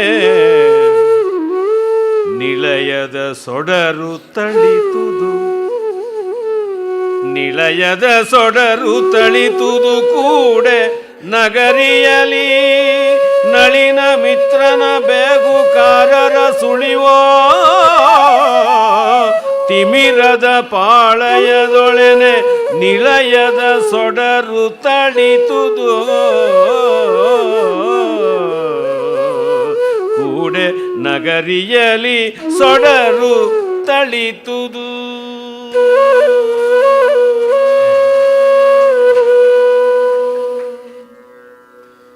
ಅದ್ಭುತವಾಗಿ ಬೃಂದಾವನಿಯ ಹೊಯ್ದಾಟದಲ್ಲಿ ಸಂಜೆಯ ದೀಪದ ಸೊಡರಿನ ಕುಡಿಯ ಹೊಯ್ದಾಟವನ್ನು ವರ್ಣಿಸಿದ್ದಾರೆ, ಗಾನ ಮಾಡಿದ್ದಾರೆ. ಸಿಲುಕಿದುದು ಜನದೃಷ್ಟಿ ಬಲುಗತ್ತಲೆಯ ಬಂಧದೊಳಗೆ, ಜನರ ನೋಟವೆಲ್ಲ ಕತ್ತಲೆಯ ಸೆರೆಯಲ್ಲಿ ಸಿಲುಕಿಬಿಡ್ತು ಅಂತ ಕವಿ ಹೇಳ್ತಾನೆ. ಅಂದರೆ ಯಾರಿಗೂ ಏನೂ ಕಾಣಿಸಲಿಲ್ಲ ಅನ್ನೋದನ್ನು ಅದೆಷ್ಟು ವಕ್ರೋಕ್ತಿಯಿಂದ ಪರ್ಯಾಯ ಕ್ರಮದಿಂದ ಹೇಳ್ತಾನೆ. ಸಿಲುಕಿದುದು ಜನದೃಷ್ಟಿ ಬಲುಗತ್ತಲೆಯ ಬಂಧದೊಳು, ಪರ್ಯಾಯೋಕ್ತಿ ಅಲಂಕಾರ. ಜನಕ್ಕೇನು ಕಾಣಿಸಲಿಲ್ಲ, ಕತ್ತಲಾಯಿತು ಅಂತ. ಅಂಧಕಾರದ ಜಲಧಿಯಲ್ಲಿ ಜಗವದ್ದುದು, ಮತ್ತು ರೂಪಕ ಅಲಂಕಾರ ಮಾಡ್ತಾನೆ, ಅತಿಶಯೋಕ್ತಿ ಅಲಂಕಾರ ಮಾಡ್ತಾನೆ. ಅಂಧಕಾರ ಜಲಧಿಯಲ್ಲಿ ಜಗತ್ತು ಅದ್ದಿ ಹೋಯಿತು ಅಂತ. ಕತ್ತಲೆ ಸಮುದ್ರದಲ್ಲಿ ಜಗತ್ತೆಲ್ಲ ತೊಯ್ದು ತೊಪ್ಪೆ ಆಯಿತು. ನಳಿನ ಮಿತ್ರನ ಬೇಹುಗಾರರ ಸುಳಿವೋ, ಕಮಲಬಾಂಧವನಾದ ಸೂರ್ಯನ ಬೇಹುಗಾರರು ಗೂಢಚಾರರ ಸುಳಿವೋ ಎಲ್ಲಿ? ತಿಮಿರದ ಪಾಳಯದಲ್ಲಿ. ಕತ್ತಲೆ ಎಂಬ ಶತ್ರು ಸೇನೆಯ ಪಾಳೆಯದೊಳಗೆ ಸೂರ್ಯನ ಗೂಢಚಾರರೆಂಬಂತೆ ನಿಲಯದ ಸೊಡರು ತಳಿತುದು. ಮನೆ ಮನೆಗಳಲ್ಲಿ ದೀಪದ ಕುಡಿ ಕಾಣಿಸಿಕೊಳ್ತು. ಅದು ತಳಿತುದು ಅಂದರೆ ಚಿಗುರಿನಂತೆ ಕಾಣಿಸ್ಕೊಳ್ತು ಅಂತ. ಚಿಗುರು ಕೆಂಪಾಗಿರುತ್ತದೆ, ಅಲ್ಲಲ್ಲಿ ಸ್ವಲ್ಪ ಸ್ವಲ್ಪವಾಗಿ ಕಾಣಿಸ್ಕೊಳ್ಳುತ್ತೆ. ಸ್ವಲ್ಪವಾಗಿ 1, 2, 3, 4 ಮನೆಗಳು. ಪಾಪ ಯಾರ್ಯಾರ ಮನೆಯಲ್ಲಿ ಎಣ್ಣೆ ದೀಪದ ಏನೇನು ಗತಿ ಇರುತ್ತದೆಯೋ ಒಂದು ದೀಪ ಉರಿಸೋಣ, ಇನ್ನೂ ಸ್ವಲ್ಪ ಹೊತ್ತಾದ ಮೇಲೆ ಉರಿಸೋಣ, ಅಲ್ಲಿವರೆಗೂ ದೀಪದ ಎಣ್ಣೆಯನ್ನು ಕಾಪಾಡೋಣ. ಹೀಗಾಗಿ ಸ್ವಲ್ಪ ಹೊತ್ತಿಗೆ ಕಾಣಿಸಿಕೊಳ್ತಕ್ಕಂಥದ್ದು. ಏನು ಸ್ವಿಚ್ ಆಫ್ ಆನ್ ಮಾಡಿದಂತೆ ಮೈಸೂರು ಪ್ಯಾಲೇಸ್ ಒಮ್ಮೆ ಠಕ್ ಅಂತ ಎಲ್ಲ ಜಗ್ಗನೆ ಬೆಳಗುವಂತೆ ಅಲ್ಲವಲ್ಲ, ಕ್ರಮವಾಗಿ ಆಗತಕ್ಕಂಥದ್ದು, ಚಿಗುರೊಡೆಯುವಂತೆ ಇರತಕ್ಕಂಥದ್ದು. ಆ ತಳಿತುದು ಅನ್ನೋ ಶಬ್ದದಲ್ಲಿಯೇ ಆ ದೀಪದ ಕುಡಿಯ ಜೈವಿಕ ಕಾಂತಿಯನ್ನು ಹೇಳ್ತಾ ಇದ್ದಾನೆ. So much of life. ಕವಿಯ ಶಬ್ದಗಳ ನಿರ್ಮಾಣ, ಶಬ್ದಗಳ ನಿರ್ವಾಹ ಅಸಾಮಾನ್ಯವಾದದ್ದು. ಮತ್ತೆ ಹೇಳ್ತೀನಲ್ಲ, DVG ಅವರು ವೃತ್ತಪತ್ರಿಕೆ ಪುಸ್ತಕದಲ್ಲಿ ಬರೀತಾರೆ, ಪ್ರತಿಯೊಬ್ಬ ಪತ್ರಿಕೋದ್ಯೋಗಿಯೂ ತಪ್ಪದೇ ಓದಬೇಕಾದದ್ದು ಕುಮಾರವ್ಯಾಸ ಭಾರತ. ಅವನಿಗೆ ಮಾನವ ಸ್ವಭಾವ, ಭಾಷಾ ವಿನ್ಯಾಸ ಎಲ್ಲ ಗೊತ್ತಾಗುತ್ತದೆ ಅಂತ. ನಾನು ಇನ್ನೂ ಮುಂದೆ ಹೋಗಿ ಹೇಳ್ತೀನಿ, ಕನ್ನಡಿಗರು ಎಲ್ಲರೂ ಓದಲೇಬೇಕಾದಂಥದ್ದು ಅಂತ. ಆ ಮಟ್ಟದ ಕೃತಿ ಇದು. ಆಮೇಲೆ ಬೇಹುಕಾರನ ಸುಳಿವು ಅಂತ ಹೇಳ್ತಾ ಇದ್ದಾನಲ್ಲ, ನಳಿನ ಮಿತ್ರನ ಬೇಹುಕಾರರ ಸುಳಿವು ಅಂತ. ಯಾಕೆಂದರೆ ಈ ಗೂಢಚರ್ಯೆಯನ್ನು ಮಾಡೋದಕ್ಕೆ ಮೂಲ ಮಹಾಭಾರತದಲ್ಲಿ ಇಲ್ಲಿಯೂ ಕೂಡ ದೃಷ್ಟದ್ಯುಮ್ನ ಬರ್ತಾನೆ. ಅವನು ತನ್ನ ತಂಗಿ ಯಾವ ಗಮಾರನ್ನು ಮದುವೆ ಆಗಿಬಿಟ್ಲೋ ಏನೋ, ಶುದ್ಧ ಶುಂಠಿಗಳಾದಂಥ ಕರ್ಮಠ ವೈದಿಕರ ಮನೆಗೆ ಸೇರಿಬಿಟ್ರೆ ಆ ಮಡಿ ಈ ಮಡಿ, ಎಡಗೈ ಬಲಗೈ, ಮುಸರೆ ಇತ್ಯಾದಿಗಳಲ್ಲಿ ಎಲ್ಲಿ ಸೌದೋಗ್ಬಿಡ್ತಾಳೋ ಏನೋ, ಮುಸರೆ ಪಾತ್ರೆ ತಿಕ್ಕೋದ್ರೊಳಗೇನೆ ಕೈಯ ಅದೃಷ್ಟ ರೇಖೆ ಎಲ್ಲ ಸೌದೋಗ್ಬಿಡುತ್ತೋ ಏನೋ ಅಂತ ಎದ್ನೋ ಬಿದ್ನೋ ಅಂತ ಓಡಿ ಬಂದು ನೋಡ್ತಾನೆ. ಇದೆಲ್ಲ ನೋಡಿದಾಗ ನಳಿನ ಮಿತ್ರರ ಬೇಹುಕಾರರ ಸುಳಿವೋ ಅನ್ನುವ ಧ್ವನಿಪೂರ್ಣವಾದ ರಚನೆಯೆಲ್ಲ ಅದೆಷ್ಟು ಚೆನ್ನಾಗಿರ್ತಕ್ಕಂಥದ್ದು ಅಂತ ಗೊತ್ತಾಗುತ್ತದೆ. ತುಂಬ ಸುಂದರವಾದ ಉತ್ಪ್ರೇಕ್ಷಾ ಅಲಂಕಾರವನ್ನು ಕವಿ ಮಾಡ್ತಾನೆ. ಮಹಾಕವಿಗಳು ಇದು ಅಲಂಕಾರ ಹೀಗಿರಬೇಕು ಅಂತ ನೋಡಿ ಮಾಡೋದಿಲ್ಲ. ಅವರು ವ್ಯುತ್ಪನ್ನರಾದವರು, ಸಿದ್ಧಸತ್ವರು. ಜೊತೆಗೆ ಅವರ ಮಾತಿನಲ್ಲಿ ಒಂದು ಕಾಂತಿ ಇರುತ್ತದೆ.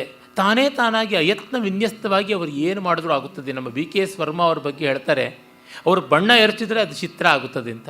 ಕುಮಾರವ್ಯಾಸ ಹೀಗೆ ಇಲ್ಲೆಲ್ಲ ನಾವು ನೋಡ್ತೀವಿ, ಜೂಜಿನ ಕಟ್ಟೆಗಳಲ್ಲೆಲ್ಲ ಒಂದು ಸಂಪುಟದಲ್ಲಿ ಕವಡೆಗಳನ್ನು ಹಾಕಿ ಗರಗರನೆ ತಿರುಗಿಸಿ ಬಿಡ್ತಾರೆ, ಅದು ಒಳ್ಳೆ ಗರ ಬಂದಿರುತ್ತದೆ. ಕೆರಡಿಯೋಸ್ಕೋಪ್ ಅಂತ ಹೇಳ್ತಾರೆ. ನಾವು ಚಿಕ್ಕ ವಯಸ್ಸಿನಲ್ಲೆಲ್ಲ ಮಾಡ್ತಾಯಿದ್ವಿ.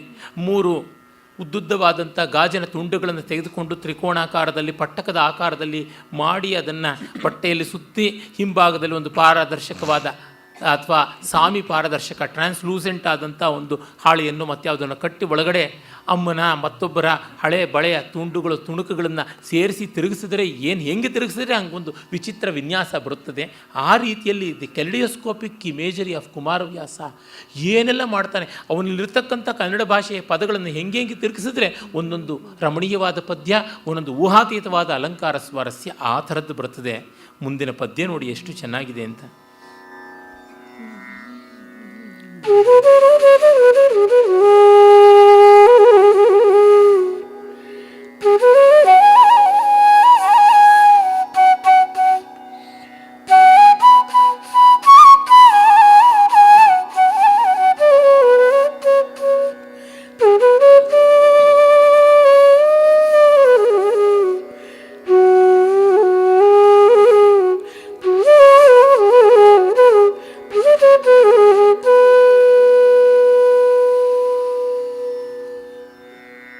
ಇವರಿಗುಂಟೆ ದೀಪ,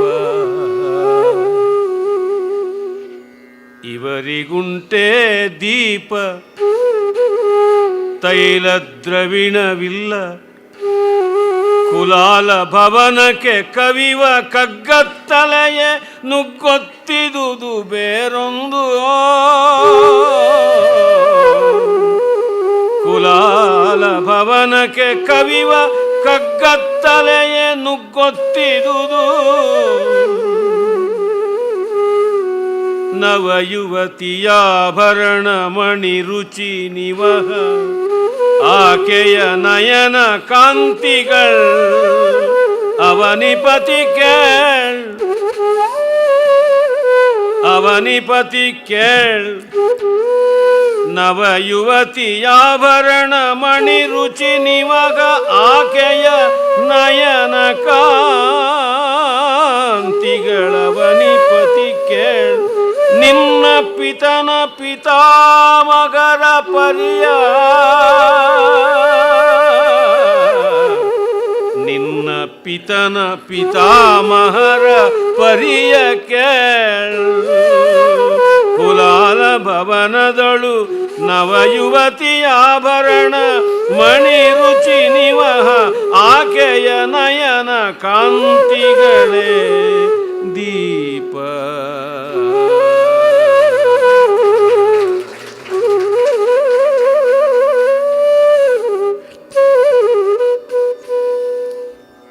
ಕವಿ ಎಷ್ಟು ಅದ್ಭುತವಾಗಿ ಈ ಪದ್ಯ ಬರೆದಿದ್ದಾನೆ, ಅಷ್ಟು ಆರ್ದ್ರವಾಗಿ ಅವರು ಶಿವರಂಜನಿ ರಾಗದಲ್ಲಿ ಹಾಡಿದ್ರು. ಮುಸ್ಸಂಜೆಯ ಹೊತ್ತು ದೀಪಕ್ಕೆ ಎಣ್ಣೆಗೆ ಬತ್ತಿಗೆ ಹಣವಿಲ್ಲದ ಬಡಪಾಯಿಗಳು ಇವರು. ಮನೆ ತುಂಬಿಸಿಕೊಳ್ಳುವ ಹೆಣ್ಣು ಮನೆ ದೀಪ ಬೆಳಗಿಸಬೇಕು ಅಂತ ಅವಳೇ ಮನೆ ದೀಪವಾಗಿ ಬಿಟ್ಟಿದ್ದಾಳೆ ಅಂತ. ಗೃಹಿಣಿ ಗೃಹದೀಪವಾಗಿದ್ದಾಳೆ, ಗೃಹ ಪ್ರದೀಪವಾಗಿದ್ದಾಳೆ ಎನ್ನುವಂತೆ ಕವಿ ಮಾಡಿದ ಕಲ್ಪನೆ ಅಸಾಮಾನ್ಯವಾದದ್ದು. ಇವರಿಗುಂಟೆ ದೀಪ, ತೈಲದ್ರವಣವಿಲ್ಲ. ಇವ್ರಿಗೆ ಪಾಪ ದುಡ್ಡು ಕಾಸು ಎಲ್ಲಿಂದ ಬರಬೇಕು? ಕುಲಾಲ ಭವನಕ್ಕೆ ಕವಿವ ಕಗ್ಗತ್ತಲೆಯ ನುಗ್ಗೊತ್ತಿದುದು ಬೇರೊಂದು, ಕಗ್ಗತ್ತಲೆಯ ನುಗ್ಗೊತ್ತಿದುದು. ಶಬ್ದ ಸಾಮ್ಯ ನೋಡಿ, ಕಗ್ಗತ್ತಲೆ ನುಗ್ಗೊತ್ತಿರೆ. ಇದು ವಶ್ಯವಾಕ್ಕಾದ ಮಹಾಕವಿಗಿರುವಂಥ ಸೌಲಭ್ಯ. ಅದರೊಳಗೂ ಸಂಸ್ಕೃತಾನುಪ್ರಾಣಿತವಾದ ನಮ್ಮ ಭಾರತೀಯ ಭಾಷೆಗಳಿಗೆ ನಾದ ದಾರಿದ್ರ್ಯವೇ ಇಲ್ಲ. ಯಾವ ಭಾಷೆ ಯಾವ ಭಾವ ಯಾವುದು ಬೇಕು ಅದನ್ನು ಅಷ್ಟು ಚೆನ್ನಾಗಿ ಯಾವ ಭಾವಕ್ಕೂ ಬೇಕಾಗುವಂಥ ಶಬ್ದಗಳನ್ನು ಟಂಕಿಸಿಕೊಳ್ಳಬಲ್ಲಂಥ ಶಕ್ತಿ ಉಂಟು. ಅದೇ ಸಂಸ್ಕೃತದೊಳು ಇನ್ನೇನು ಅಂತ ಸಿಟ್ಟು ಮಾಡಿಕೊಂಡು ಮುನಸು ಮಾಡಿಕೊಂಡು ಕೈಗೆ ಮೂಲೆಯಲ್ಲಿ ಕೂತ್ಕೊಳ್ತಲ್ಲ ತಮಿಳು ಭಾಷೆ, ಕಡೆಗೆ ಅದಕ್ಕೆ ಸಿಕ್ಕಿದ ವೈಧವ್ಯವೇ ಇನ್ನೇನೂ ಇಲ್ಲ, ರಸವೈಧವ್ಯ. ಹಾಗಾಗಿ ತಮಿಳಿನಲ್ಲಿ ಇಂಥ ನಾದ ಮಾಧುರ್ಯ, ಇಂಥ ಸೊಗಸು ಇದು ಬರೋದು ಕಷ್ಟವಾಯಿತು.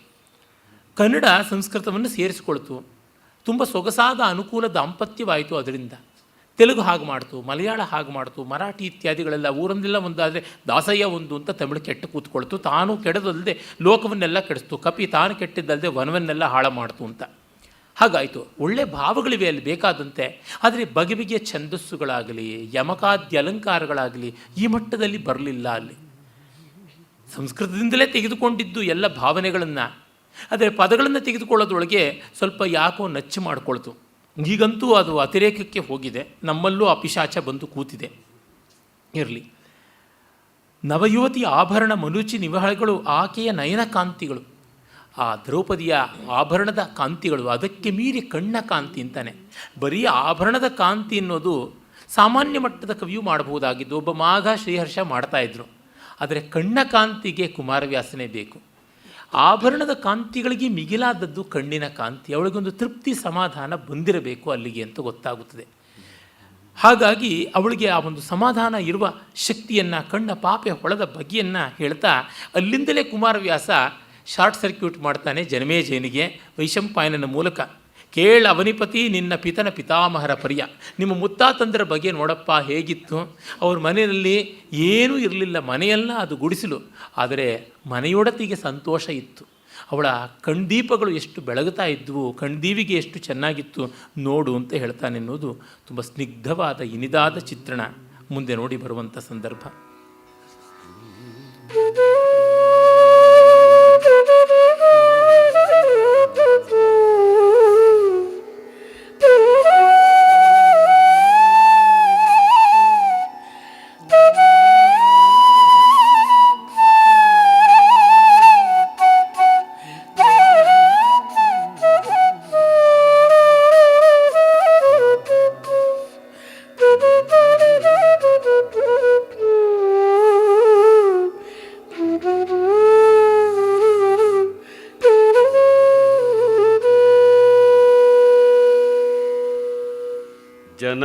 ಜನಪನಂದನೆಗೊಂದು ಕೃಷ್ಣಾಜಿನವನಿತ್ತರು.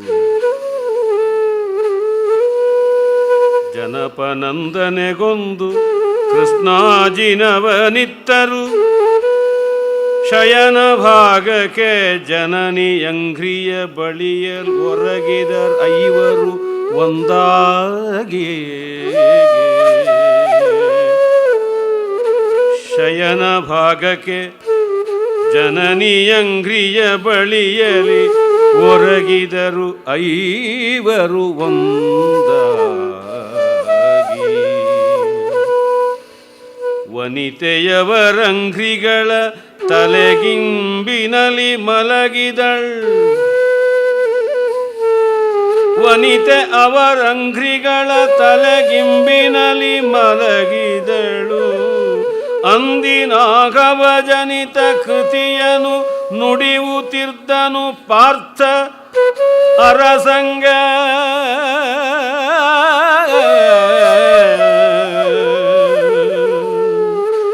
ಅಂದಿನ ಆಹವ ಜನಿತ ಕೃತಿಯನು ನುಡಿಯುತ್ತಿರ್ದನು ಪಾರ್ಥ ಅರಸಂಗೆ.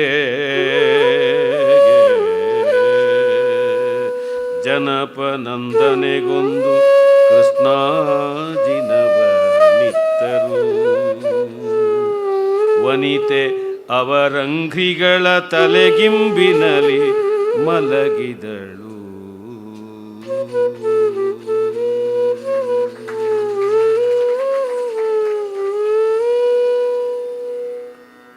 ಪಾಂಡವರ ಕುಂಬಾರರ ಕೇರಿಯ ಗುಡಿಸಲಿನ ದರ್ಬಾರನ್ನು ನೋಡಿ ಹೇಗಿದೆ. ಅದಿಷ್ಟು ಇಕ್ಕಟ್ಟಿನ ಜಾಗ ಅಂದರೆ ಸಾಲಾಗಿ 7 ಜನ ಮಲಗುವುದಕ್ಕೆ ಜಾಗವಿಲ್ಲ. ಹಾಗಾಗಿ ಮೂಲದಲ್ಲಿ ಬರುತ್ತದೆ, ಪಾಂಡವರ ತಲೆದೆಸೆಗೆ ಉದ್ದಕ್ಕೆ ಕುಂತಿ ಮಲಗಿದಳು, ಕಾಲ್ದೆಸೆಗೆ ಉದ್ದಕ್ಕೆ ದ್ರೌಪದಿ ಮಲಗಿದ್ದು, ಅವರಿಬ್ಬರ ನಡುವೆ ಲಂಬವಾಗಿ ಪರ್ಪೆಂಡಿಕ್ಯುಲರ್ ಆಗಿ 5 ಮಲಕ್ಕೊಂಡಿದ್ದು ಅಂತ. ಅಂದರೆ ಆ ಮನೆಯ ಸನ್ನಿವೇಶ ಅದೆಷ್ಟು ಇಕ್ಕಟ್ಟಾಗಿತ್ತು.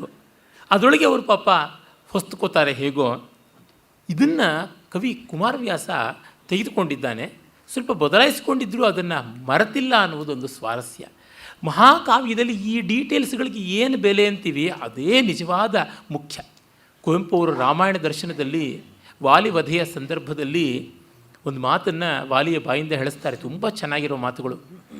ವಾಲಿ ಪಶ್ಚಾತ್ತಾಪ ದಗ್ಧನಾಗಿ ಸುಗ್ರೀವನಿಗೆ ಹೇಳ್ತಾನೆ, ಸುಗ್ರೀವ ನೋಡು, ಹಿಂದೆ ಎಲ್ಲ ನಾನು ನಿನ್ನ ಕೂಸುಮರಿ ಮಾಡ್ತಾ ಇದ್ದೆ, ಉಪ್ಪು ಬೇಕೇ ಉಪ್ಪು ಅಂತ ಹಾಗೆಲ್ಲ ಬೆನ್ನಿಗೆ ಹೊತ್ತಿಕೊಂಡು ಹೋಗ್ತಾ ಇದ್ದೆ. ಆ ಆಟವೇ ಸತ್ಯ, ಅದು ದಿಟ. ಈ ಒಂದು ರಾಜಕೀಯದ್ದು ಸಟೆ, ನಾವು ಬೆಳೀತಾ ಬೆಳೀತಾ ಇನ್ಯಾವುದೋ ಮಹತ್ವಾಕಾಂಕ್ಷೆಗಳಿಗೆ ಹೋಗ್ತಾ ಯಾವ್ಯಾವುದನ್ನೋ ದೊಡ್ಡದು ಅಂತ ನಮ್ಮ ಪ್ರಿಯಾರಿಟೀಸ್ ಅವುಗಳನ್ನು ದಾಯಿತ್ವಗಳನ್ನು ಬೇರೆ ಮಾಡ್ಕೊಂಡು ಬಿಡ್ತೀವಿ. ಆದರೆ ನಿಜವಾಗಿ ಅದು ತುಂಬ ಸತ್ಯವಾದದ್ದು. ಈ ಬೆಳವಣಿಗೆಯ ಜಗತ್ತಿದೆಯಲ್ಲ ಅದು ಮಿಥ್ಯಾಪ್ರಾಯವಾದದ್ದು. ಬಾಲ್ಯದ ಮಿಥ್ಯಾಪ್ರಾಯ ಅನ್ನುವ ಕಲ್ಪನಾ ಭ್ರಾಮಕವಾದ ಜಗತ್ತೇ ಸತ್ಯವಾದದ್ದು ಅಂತ. ಅಂದರೆ ತಾತ್ಪರ್ಯ ಏನು, ಅಲ್ಲಿ ಆನಂದ ಇತ್ತು, ಇಲ್ಲಿ ಆನಂದ ಇಲ್ಲ. ವ್ಯವಹಾರ ಲೆಕ್ಕಾಚಾರಗಳು, ಮೋಸ ವಂಚನೆ ತಟವಟಗಳು ಇವುಗಳೆಲ್ಲ ಇವೆ ಅಂತ. ಆ ಅರ್ಥದಲ್ಲಿಯೇ ಮಹಾಕಾವ್ಯದಲ್ಲಿ ಎಷ್ಟು ವೀರರ ಕುತ್ತಿಗೆ ಕತ್ತರಿಸಿದ್ರು, ಎಷ್ಟು ಸೈನ್ಯ ಆಯಿತು, ಏನಾಯಿತು. ಸಾಮಾನ್ಯವಾಗಿ ಒಂದು ಕಡೆ ಏನು ಮೂರ್ತಿರಾಯರು ಅಪರವಿಸ್ಕನ ಅಮೆರಿಕ ಯಾತ್ರೆ ಅನ್ನುವ ಬಹಳ ಸುಂದರವಾದ ಪ್ರವಾಸ ಕಥನದಲ್ಲಿ ಹೇಳ್ತಾರೆ, ಅಮೆರಿಕಾಗೆ ಹೋದ್ಮೇಲೆ ಇವನಿಷ್ಟು ಗ್ರಾಸ್ ಮಾಡ್ದ, ಇವನಿಷ್ಟು ನೆಟ್ ಮಾಡ್ದ, ಪ್ರಾಫಿಟ್ ಮಾಡ್ದ ಅಂತ ಈ ಜಯೋಪಾಖ್ಯಾನಗಳನ್ನು ಕೇಳಿ ಕೇಳಿ ಕೇಳಿ ಕೇಳಿ ಬೇಸರವಾಗ್ಬಿಡ್ತು. ಹೌದೇ ಅಂತ ಅನ್ನೋ ಥರನೂ ಆಗಲಿಲ್ಲ ಅಂತ. ಅಂದರೆ ಮತ್ತೆ ಮತ್ತೆ ಅವನಷ್ಟಕ್ಕೆ ಮಾಡ್ದ, ಇವನಿಷ್ಟು ಮಾಡ್ದ, ಸರಿಯಪ್ಪ ನನಗೇನು ಬಂತು ಅದರಿಂದ. ಹಾಗಾಗಿ ಈ ಸಣ್ಣ ಸಣ್ಣ ವಿವರಗಳು ನಮ್ಮ ಬದುಕಿಗೆ ಬಹಳ ಹತ್ತಿರವಾಗತಕ್ಕಂಥದ್ದು. ಅದನ್ನು ಕೊಡ್ತಾ ಇದ್ದಾನೆ ಕವಿ. ಜನಪನಂದನೆಗೊಂದು, ಅಲ್ಲಿ ಜನಪನಂದನೆ ಎನ್ನುವುದು ವ್ಯಂಗ್ಯ. ಮಹಾರಾಜನ ಮಗಳಿಗೆ ಒಂದು ಕೃಷ್ಣಾಜಿನ ಕೊಟ್ಟರು ಮಲ್ಕೊಳ್ಳೋಕ್ಕೆ, ಶಯನ ಭಾಗಕ್ಕೆ. ಏನಿದ್ದರೆ ಅದನ್ನು ಕೊಡಬೇಕು. ಅದಕ್ಕೆ ಅವರಿಗೆ ಕೀಳರಿಮೆ ಇಲ್ಲ, ಪಾಂಡವರಿಗೆ ಮುಜುಗರ ಇಲ್ಲ. ಇದ್ದದ್ದನ್ನು ಕೊಟ್ಟಿದ್ದಾರೋ, ನೆಲದ ಮೇಲೆ ಮಲಗಿದ್ದಾರೆ.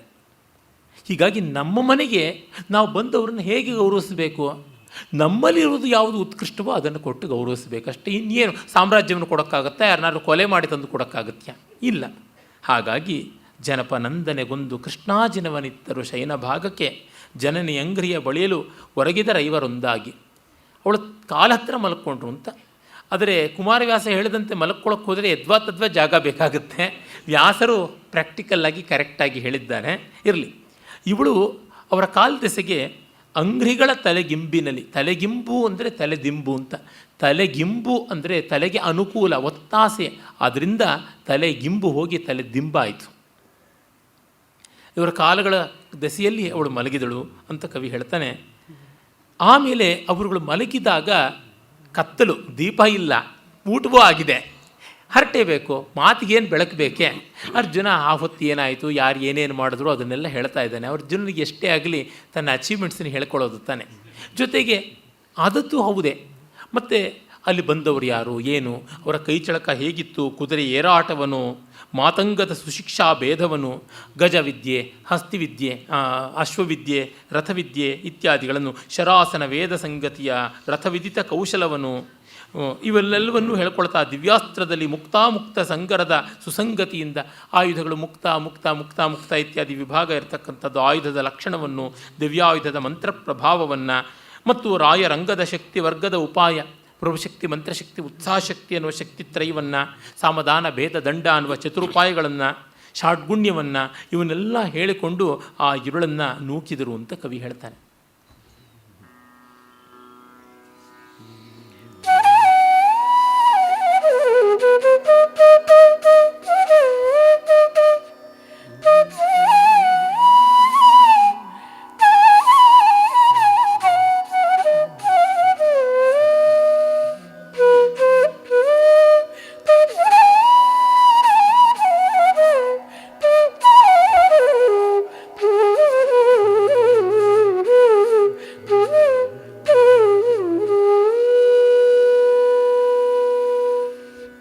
ಮುನಿವಳಿ ಸತಿಯಂದು ನಿದ್ರಾಂಗನೆಯ ನೂಕಿದರವನೀಪರು.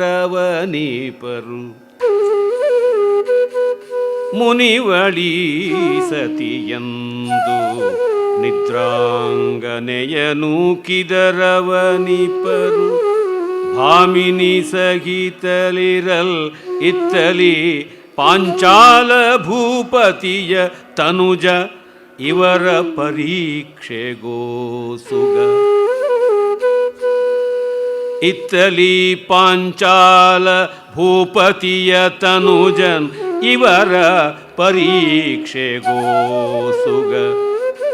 ಮುನಿಪ ಕಾಶ್ಯಪಗೂಡಿ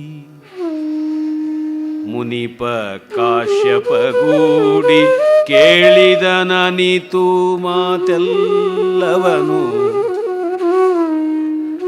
ಮುನಿಪ ಕಾಶ್ಯಪಗೂಡಿ ಕೇಳಿದನ ಅನಿತು ಮಾತೆಲ್ಲವನು. ಮರೆಯಲಿ ನಿಂದು ರಜನಿಯಲಿ. ಕಾಶ್ಯಪಗೂಡಿ ಮಾತೆಲ್ಲವನು ಕೇಳಿದನು ಅಂದು ನಿಂದು ರಜನಿಯಲಿ.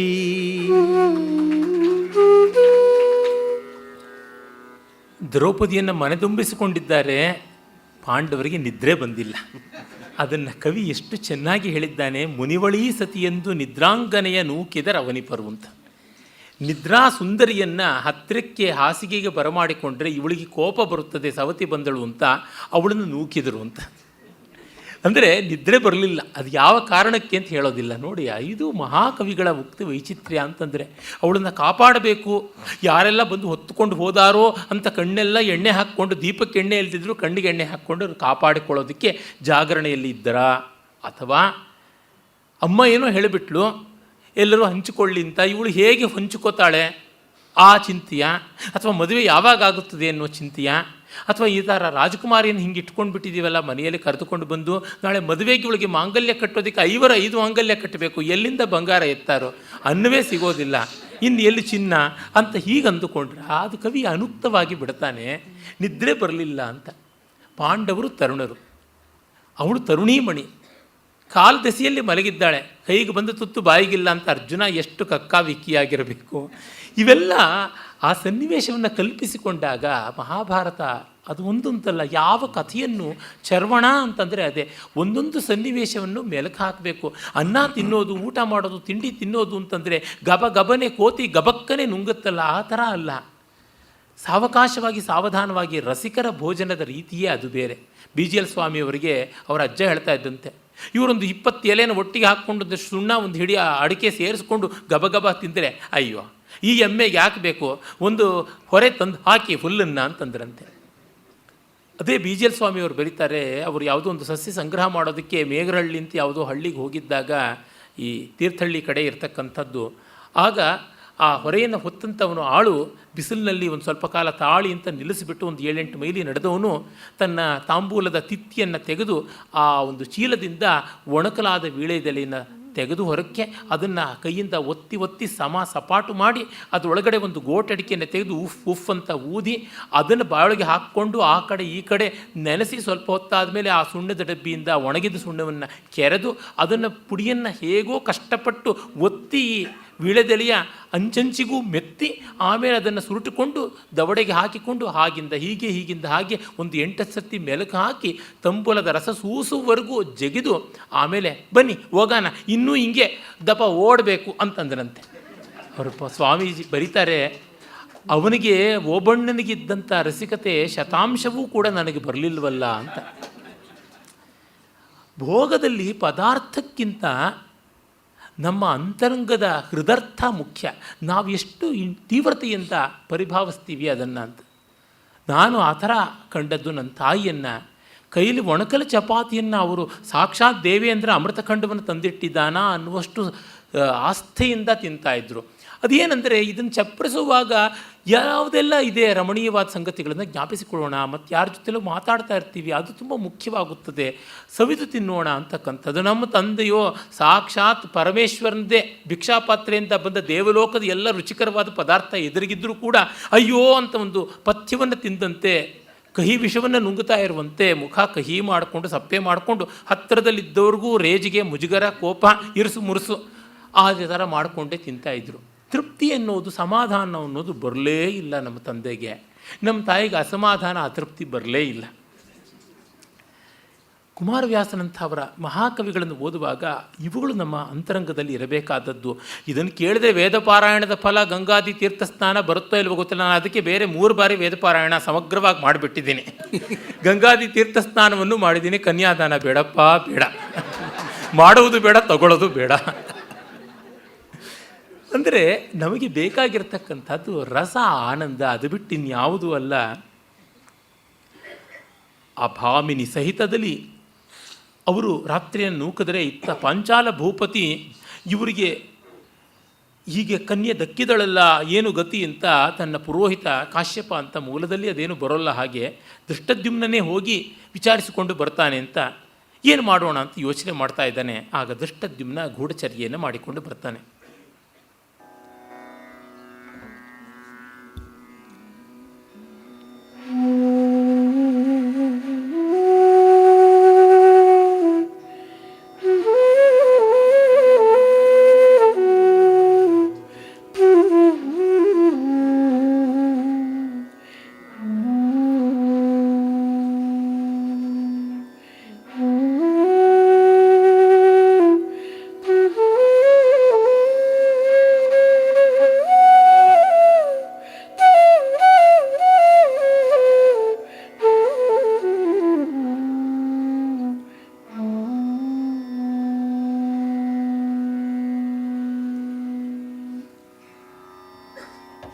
ಬಂದು ದೃಷ್ಟದ್ಯುಮ್ನ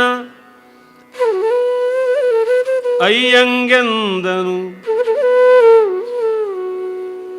ಬಂದು ದೃಷ್ಟದ್ಯುಮ್ನಯ್ಯಂಗೆಂದನು ಇನನ ಅಸ್ತಮಯ ಸಂಧ್ಯಾವಂದನೆಯ ತರುವಾಯ.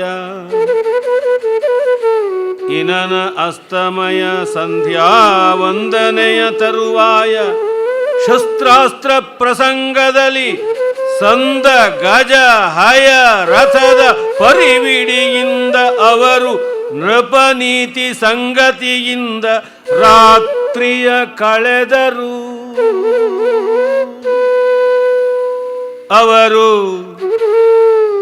ಸಂಧ್ಯಾವಂದನೆಯ ತರುವಾಯ ಶಸ್ತ್ರಾಸ್ತ್ರ ಪ್ರಸಂಗದಲ್ಲಿ ಸಂದ ಗಜಹಯ ರಥದ ಪರಿವಿಡಿಯಿಂದ ನೃಪನೀತಿ ಸಂಗತಿಯಿಂದ ರಾತ್ರಿಯ ಕಳೆದರು. ಆರೆಂದರಿಯೇ ಆರೆಂದರಿಯೇ ಆರೆಂದರಿಯೇ ನಾನೆಂದ ಅವರು ನೃಪನೀತಿ ಸಂಗತಿಯಿಂದ ರಾತ್ರಿಯ ಕಳೆದರು. ಆರೆಂದರಿಯೇ.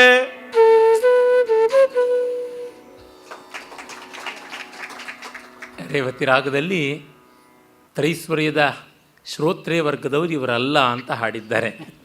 ದೃಷ್ಟದ್ಯುಮ್ನ ಹೊಂಚು ಮಾಡಿಕೊಂಡು ಬಂದಿದ್ದಾನೆ. ಅವನು ಬುದ್ಧಿವಂತ. ಆ ಬುದ್ಧಿವಂತಿಕೆಯೇ ಮುಂದೆ ಅವನನ್ನು ಪಾಂಡವರ ಸರ್ವಸೇನಾಧ್ಯಕ್ಷನೂ ಆಗುವಂತೆ ಮಾಡುತ್ತದೆ. ಸಮರ್ಥ ಕೂಡ.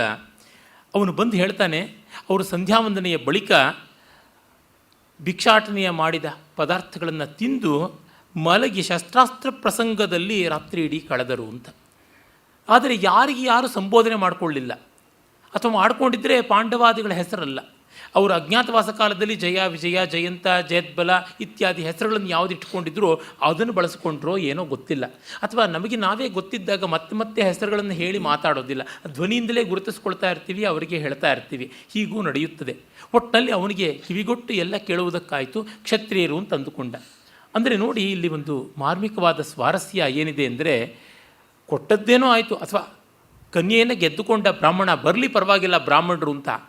ಆಮೇಲೆ ಅಯ್ಯೋ ಬ್ರಾಹ್ಮಣರ ಮನೆಗೆ ಹೋಗ್ಬಿಟ್ರೆ ಗತಿ ಏನು, ಅವ್ರು ಏನು ನಾಳೆ ಶ್ರಾದ್ದ, ಎಷ್ಟು ಎಳ್ಳು ಎಷ್ಟು ಬೇಕಾಗುತ್ತೆ, ದರ್ಬೆ ಎಷ್ಟು ಬೇಕಾಗುತ್ತೆ, ನವಗ್ರಹ ಹೋಮವ, ಉತ್ತರಾಣಿ ಇದೆಯಾ, ಅಥವಾ ಪಲಾಶ ಇದೆಯಾ, ಎಕ್ಕದ ಎಲೆ ಎಕ್ಕದ ಸಮಿತಿ ಇದೆಯಾ, ಸೂರ್ಯನಿಗೆ ಹಾಕಬೇಕಾಗಿದ್ದು ಅಂತ ಆ ಥರವ ಏನು ಅಂತ ಅವರವರ ಜಾತಿ, ಅವರವರ ನೀತಿ, ಅವರವರ ಉದ್ಯೋಗದ ರೀತಿಗಳಿಗೆ ತಕ್ಕಂತೆ ತಾನೇ ಮಾತಾಡ್ಕೊಳ್ತಕ್ಕಂಥದ್ದು.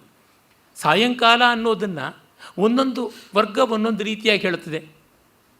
ಪುರೋಹಿತರ ಮಗಳು ಹೇಳ್ತಾಳೆ, ಈಗ ಸಂಜೆ ಮಂಗಳಾರತಿ ಹೊತ್ತು ಅಂತ. ವರ್ತಕನ ಮಗಳು ಹೇಳ್ತಾಳೆ, ಈಗ ಬಿಸ್ನೆಸ್ ಹೆಚ್ಚಾಗತಕ್ಕಂಥ ಕಾಲ ಅಂತ. ಹೆಂಡದಂಗಡಿಗೆ ಹೋಗ್ತಕ್ಕಂಥ ನಮ್ಮಪ್ಪ ಈಗ ಕುಡಿದು ಬರೋ ಕಾಲ ಅಂತಂತಾಳೆ. ಹಾಗೆ ಅವರವರ ರೀತಿ, ಅವರವರ ಅನುಭವಗಳಿಂದ ಒಂದೇ ವಿಭಾವ ಆದರೂ, ಉದ್ದೀಪನ ವಿಭಾವ ಒಂದೇ ಆದರೂ ಅದಕ್ಕೆ ಬರ್ತಕ್ಕಂಥ ಪ್ರತಿಕ್ರಿಯೆಗಳು ಬೇರೆ ಬೇರೆ ಇರತಕ್ಕಂಥದ್ದು. ಜಗತ್ತು ಅದರಿಂದಲೇ ರಸಮಯ, ವೈವಿಧ್ಯಮಯ. ರಸಮಯ ಅಲ್ಲವೋ ಹೌದೋ, ವೈವಿಧ್ಯಮಯ ಅಂತೂ ಹೌದು ಅಂತನ್ನೋದು ಗೊತ್ತಾಗುತ್ತದೆ. ಧೃಷ್ಟದ್ಯುಮ್ನ ಈ ಒಂದು ಹೊಂಚು ಮಾಡಿಕೊಂಡು ಬಂದು ಬೇಹುಗಾರಿಕೆಯಿಂದ ತಿಳಿದದ್ದನ್ನು ಹೇಳುವವರೆಗೂ ದೃಪದನಿಗೆ ಚಿಂತೆ ಇತ್ತು. ಅವನೇನೋ ಉದ್ಘೋಷ ಮಾಡಿಸಿದ್ದ, ಯಾರು ಬಂದರೂ ಪರವಾಗಿಲ್ಲ ಅಂತ. ಎಷ್ಟೋ ಬಾರಿ ನಾವು ವೇದಿಕೆಗಳಲ್ಲಿ ಸೆಕ್ಯುಲರ್ ಆಗಿರ್ತೀವಿ, ಅಂತರಂಗದಲ್ಲಿ ಕಮ್ಯೂನಲ್ಲೇ ಆಗಿರ್ತೀವಿ. ಯಾರಾದರೂ ಪರವಾಗಿಲ್ಲ, ನಾವು ಯಾರ ಮನೆಯಲ್ಲೂ ತಿಂತೀವಿ, ಆಮೇಲೆ ನಮಗೆ ಬೇಕಾಗಿದ್ದನ್ನೇ ತಿಂತೀವಿ ಅಂತ ಅನ್ನೋದು ಇವೆಲ್ಲ ಉಂಟು. ಮೇಲ್ಮೇಲಕ್ಕೆ ಹಾಗೆ ಹೇಳ್ತಕ್ಕಂಥದ್ದು, ಯಾವುದೂ ಇಲ್ಲ, ಏನೂ ಇಲ್ಲ ಅಂತನ್ನೋದು. ಅಣ್ಣಾದೊರೆ ಮೊದಲುಗೊಂಡು ಇ ವಿ ರಾಮಸ್ವಾಮಿ ನಾಯಕರು ಇತ್ಯಾದಿಗಳೆಲ್ಲ ದೇವ ದ್ವೇಷಿಗಳು ಯಾರಿದ್ದರು, ನಾಸ್ತಿಕರು ಅಂತ ತಮಿಳುನಾಡಲ್ಲಿ ಇದ್ದವರು, ಅವರೆಲ್ಲ ಸಾಯುವ ಕಾಲಕ್ಕೆ ಆ ದೇವರ ಪೂಜೆ, ಈ ದೇವರ ಪ್ರಸಾದ ಇತ್ಯಾದಿಗಳನ್ನೆಲ್ಲ ತೆಗೆದುಕೊಂಡ್ರು ಅಂತ ಪುಂಖಾನುಪುಂಖವಾಗಿ ನನ್ನ ಚೆನ್ನೈ ನಗರದ ಬಂಧುಗಳು ಹೇಳ್ತಾಯಿದ್ರು. ಅವರು ಹತ್ತಿರದಲ್ಲಿದ್ದವರು ಹೆಚ್ಚು ಗೊತ್ತಾಗ್ತಾಯಿತ್ತು. ಇನ್ನೂ ಇಲ್ಲ, ಎಲ್ಲ ಕಪಾಲೇಶ್ವರನ ಕೋಯಿಲಿಂದು, ಸಾರಂಗಪಾಣಿ ಕೋಯಿಲಿಂದು, ಪಾರ್ಥಸಾರಥಿ ಕೋಯಿಲಿಂದು, ಕರ್ಮಾರಮ್ಮನ ಕೋಯಿಲಿಂದು ಪ್ರಸಾದ ಎಲ್ಲ ಬಡಿಬಡಿಯ ಹೊಂದಿರ್ತದೆ ಅಂತ ಹೇಳ್ತಾನೆ ಇದ್ದರು. ಆದರೆ ಇವರು ಮಾತ್ರ ಹಾಗಲ್ಲ ಹೀಗಲ್ಲ ಅಂತ ಹೇಳ್ತಾ ಇರ್ತಕ್ಕಂಥದ್ದು ಆಗುತ್ತಲೇ ಇರ್ತದೆ. ನಮಗದು ಸಾಕ್ಷ್ಯ ಕಾಣಿಸ್ತಲೇ ಇದೆ. ಅಂತ್ಯ ಸಂಸ್ಕಾರಗಳು ಹೇಗಾಯಿತು ಅಂತ ಗೊತ್ತೇ ಇದೆ. ಅಂದರೆ ಅಂತರಂಗ ಒಂದು, ಬಹಿರಂಗ ಒಂದು, ಈ ಥರದ್ದು ಆಗುತ್ತದೆ. ಸದಸ್ಯ ರಹಸ್ಯಗಳು ಬೇರೆ ಬೇರೆಯೇ ಬಗೆಯಾದದ್ದಾಗಿರುತ್ತವೆ. ಅದು ಕವಿ ತೋರಿಸ್ತಾ ಇರ್ತಕ್ಕಂಥ ದರ್ಶನ. ತಪ್ಪು ಅಂತಲ್ಲ ಇವೆಲ್ಲ, ಹಾಗಾಗುತ್ತದೆ. ನಮಗೆ ಸಾರ್ವಜನಿಕವಾಗಿ ಕೆಲವನ್ನು ಹೇಳಲಾಗದೆ, ಡಿ ವಿ ಜಿ ಹೇಳ್ತಾರಲ್ಲ, ಬಹಿರಂಗದಲ್ಲಿ ಅಸಭ್ಯ, ಅಂತರಂಗದಲ್ಲಿ ಅನಿವಾರ್ಯ ಅಂತ. ಹಾಗಾಗುತ್ತದೆ, ಅದನ್ನು ಮಾಡ್ಕೋತಾನೆ. ಮರುದಿನ ಪಾಂಡವರು ಮದುವೆಗೆ ಸಿದ್ಧವಾಗಿ ಬಂದ್ಬಿಡ್ತಾರೆ ನೋಡಿ.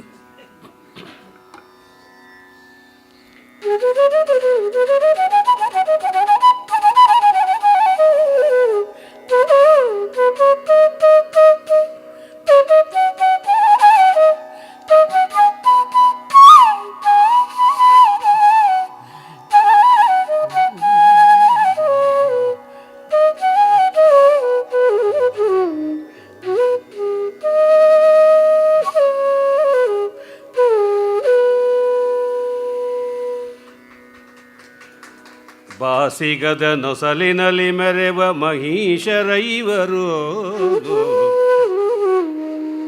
ಬಾಸಿಗದ ನೊಸಲಲಿ ಮೆರೆವ ಮಹಿಷರೈವರು, ಮಂಟಪದ ನೆಲವಾಸಿನಲಿ ಕುಳ್ಳಿರ್ದರು, ಮಂಟಪದ ನೆಲವಾಸಿನಲಿ ಕುಳ್ಳಿರ್ದರು, ಅನುಪಮ ರಾಜ ತೇಜದಲ್ಲಿ, ಅನುಪಮ ರಾಜ ತೇಜದಲ್ಲಿ, ಮಂಟಪದ ನೆಲವಾಸಿನಲ್ಲಿ ಕುಳ್ಳಿರ್ದರು.